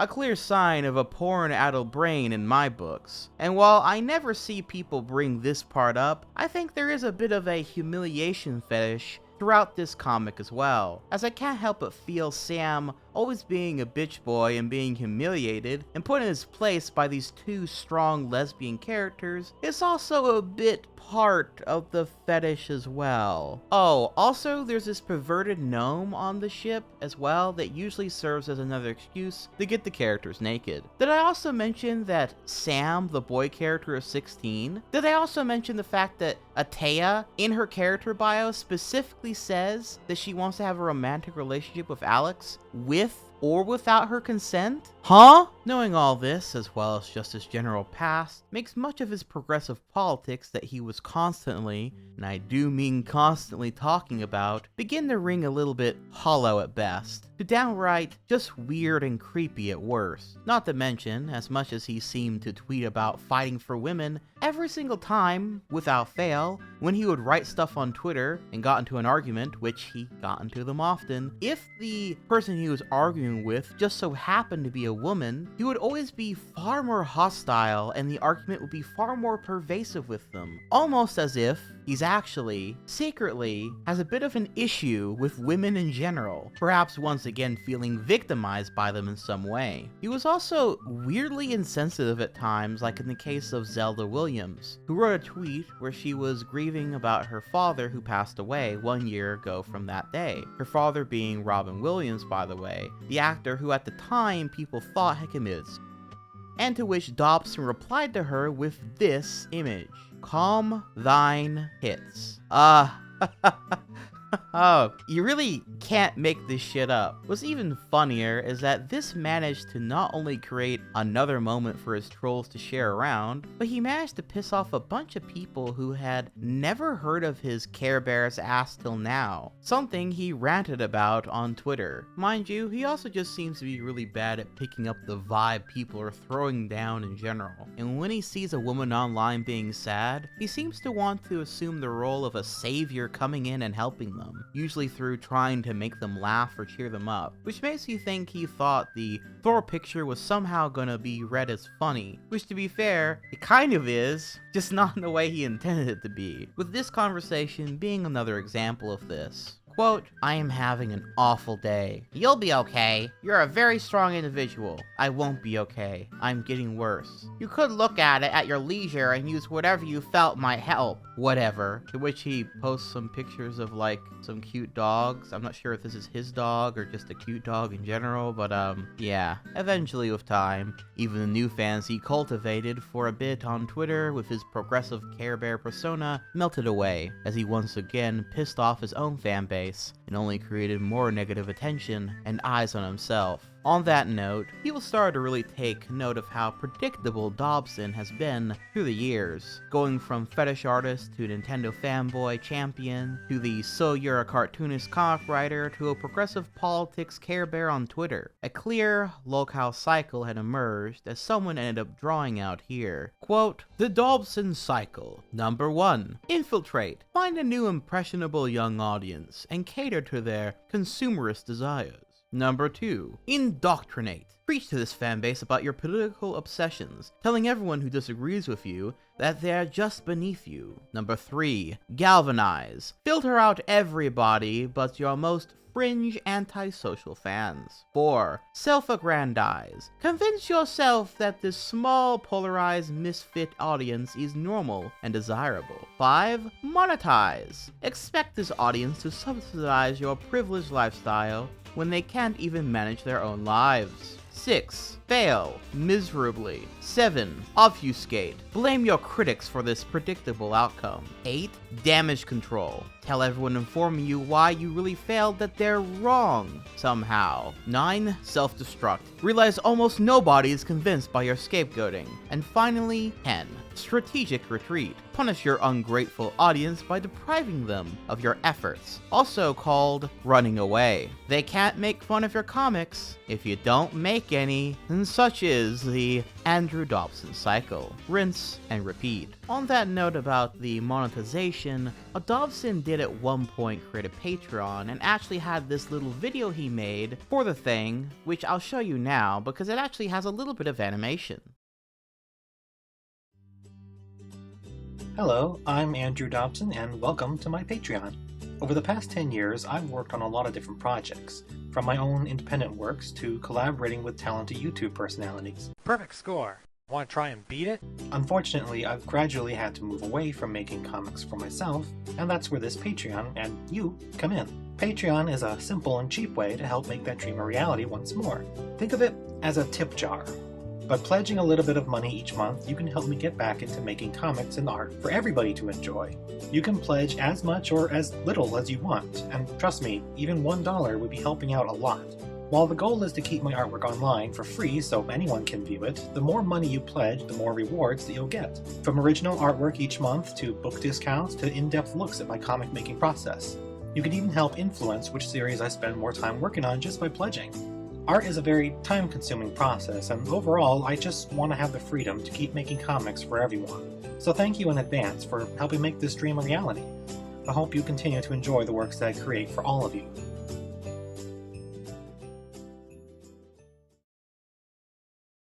And while it never had a ton of people on it, I think it was getting around $150 or so at best, though I could be wrong on that. He too managed to kind of piss all that away by simply being lazy and not delivering on much of any of his promises. And once again, as more people started to see the real Andrew Dobson, as he couldn't help but make dumb mistake after mistake, this too ended up failing and left him in the same stagnant rut he always seems to find himself within. I could go on and on, honestly, but I think you've gotten the point by now, which means there's only one more thing to discuss: the final act and fall of Andrew Dobson.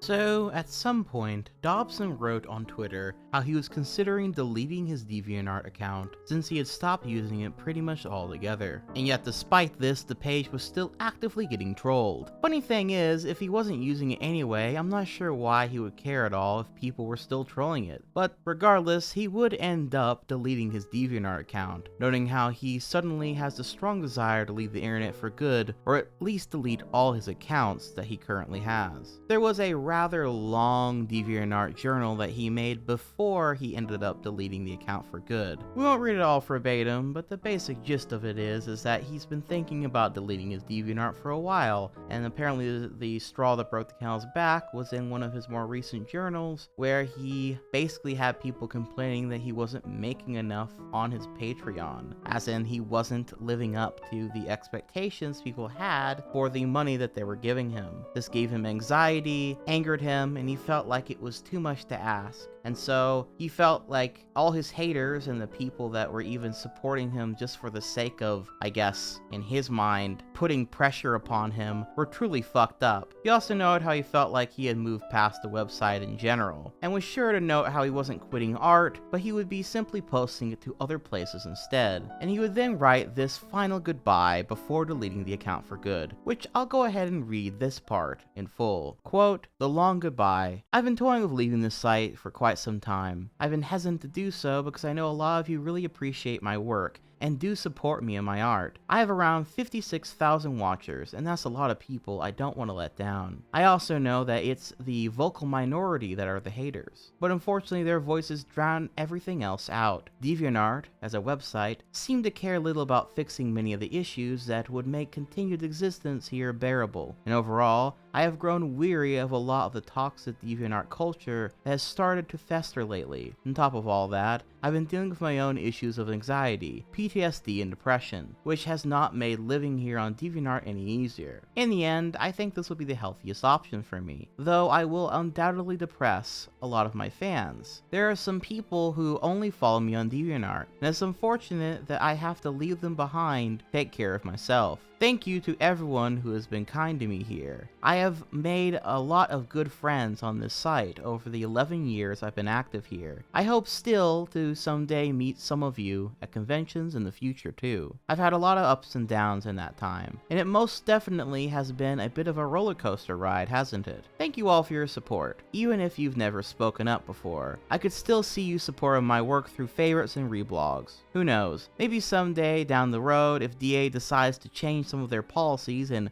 toxicity levels decrease, maybe I'll return, is doubtful, but I do try to look on the positive side. Anyway, thank you to everyone for supporting me, for helping make So You're a Cartoonist into a thing, for enjoying my Alexi Pirate comics, and for just being awesome and amazing fans over the years. Goodbye, Andrew Dobson, aka Tom Preston." Unquote. Now, the thing is, you might think that this eventually led to him deleting all of his stuff, and this would all end rather anticlimactically, since if you go and look now, you won't find anything but Internet Archive pages for all of his stuff. So what happened? Did he actually just decide that he wanted to leave everything behind and gave in to those inner feelings of needing to leave? Well, no. Actually, there was still one more mistake. One more fuck up, one more incident in Dobson's tale that would end up leaving us where we find ourselves today. That being Dobson's hatred for President Donald Trump. He hated Donald Trump, and more than that, he hated everyone who voted for him, and made that very clear on his Twitter timeline. He even changed his Twitter profile to black after Trump won the 2016 election, so you know he meant business. This would eventually lead into him writing death threats about Donald Trump, and then, when others warned him that this would not be a good idea and that he'd get his account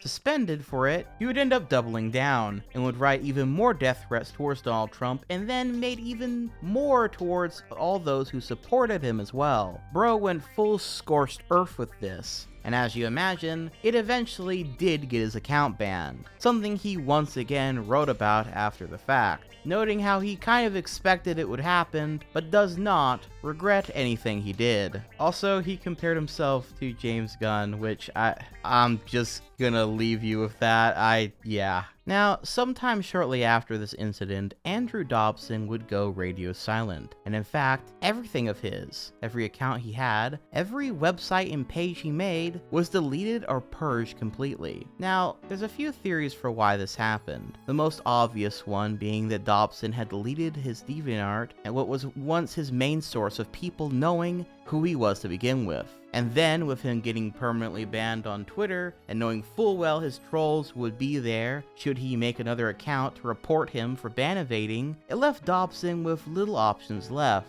On top of that, plus the world actively fighting against all the things he supposedly stood for, or at least played out the role of standing for, and not to mention all the infamy and everything he had accomplished, all destroyed by his own two hands. Maybe he had just decided to leave it all behind, walk away, because there was nothing left for him. However, there could be another reason he vanished, as many have taken notice of Andrew Dobson's other family members online, in particular one of his brothers, who seems to have suddenly lost his job right around the exact same time Dobson had made his exit from the internet, leading some to believe that these two incidents are related, and that Dobson's brother was perhaps screwed out of his government job, or one he was trying or going to get, because when there was a background check, they found out that his brother, Andrew, had made death threats against the then President of the United States. And since Andrew still lives with his parents, at almost 40 years old, some believe that he was forced into deleting his stuff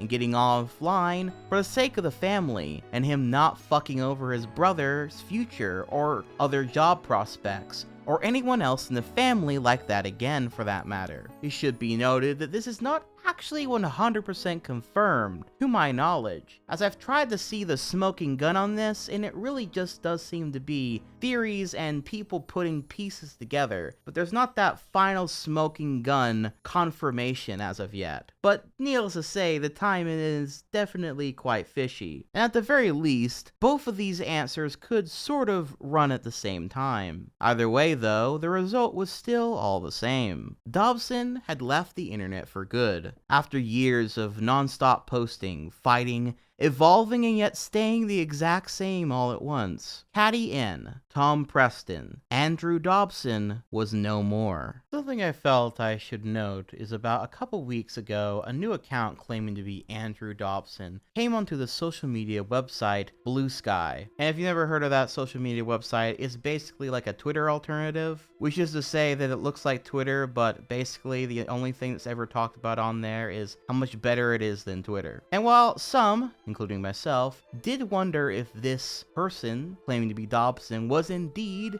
gonna be Dobson's grand return online, with the account advertising a date when it would start posting art on there again. It ultimately, sadly, didn't go anywhere and was deleted shortly thereafter. Most likely because YouTuber magicmush, who also made a pretty damn good video on Dobson over a year ago, had called a lot of attention to it on his Twitter account. And then eventually Kiwi Farms looks into the account, alongside the likes of the So You're Andrew Dobson Tumblr page host, which, by the way, shout out to both Kiwi Farms and that Tumblr page for providing a lot of great historical information and clips and pictures of Andrew Dobson stuff throughout this video. But anyway, with pretty much everyone eventually coming to the conclusion that this seemed like it was a hoax, a trolling event of some sort, and then the account was promptly deleted thereafter. I guess we'll never know for sure if it was or wasn't Dobson trying to come back online to have the full brunt of the internet jump on him again, or if it was just simply a trolling attempt that sort of got too big too fast, though many seem to side with the latter being the case. It does, funnily enough, showcase that Andrew Dobson, after all these years of being gone, and basically being just that guy that people sometimes say, oh yeah, remember the weird Care Bear guy who didn't like anime and drew the Power Girl comic, still, ironically, demands the attention of many. I guess that's something you can never take away from him. He is truly a train wreck that is hard to look away from. But as funny as it would have been to have this video end on his sudden return, I think this is probably the ultimate ending to his tale. Andrew Dobson is one of the most famous lolcows ever to grace the internet for a reason, because at the core of it all, every single issue he has ever faced was entirely his own fault. It was his own pride, his own laziness, his own lust and degeneracy, his own need for attention to prove his intellect above all others. It was his own actions and words that led him time and time again into making a fool of himself. Though there might have been those that egged him on, if he had ignored them in the first place instead of actively making content about them, they would have lost interest and moved on. But Andrew is just too spiteful to let anything go. Hell, the last few years of his time online, before he left for good around 2018, felt like something he was continuing to persist off of purely out of spite for everyone who he believed had wronged him, which might have started as a few select people, but with time turned into the whole damn world, as even those who did support him and tried to help him, in the end, he saw them only as another enemy that he must outwit. Andrew Dobson is a cautionary tale for all those who create art and show vulnerability on the internet. A showcase of actions that should be actively avoided, lest you become spiteful, self-aggrandizing, degenerate, lazy, phony, argumentative, laughingstock and victim of your own design, lest you have a legacy of failure and filth, lest you become like Andrew Dobson, the Perpetual Victim.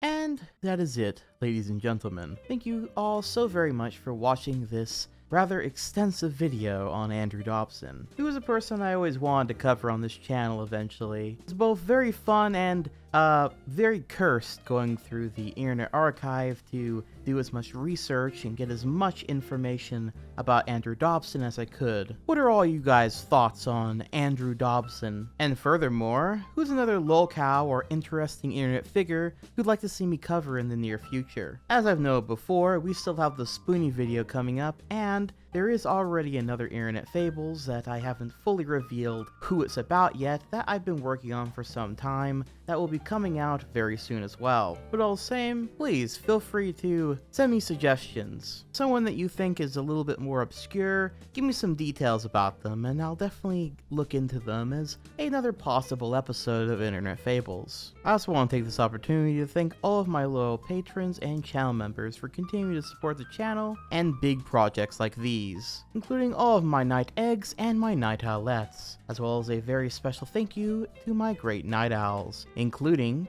Anon, Bunzo, Bandan, Somber Devante 06, Jeffrey Robry, and Hexmaniac Hannah, as well as a super duper special thank you to all of my arch owls, including the ever wise Nicodemus, the lovely Leanne Loves Christ, the ravenous Ray Kit Kat, the daring Daniel Petrie, the Super Saiyan Star Punch Gaming, the fearless Forgotten Ace, and the Supersonic Sword. Thank you all so very much, and until next time, this has been Dylan the Night Owl, flying off.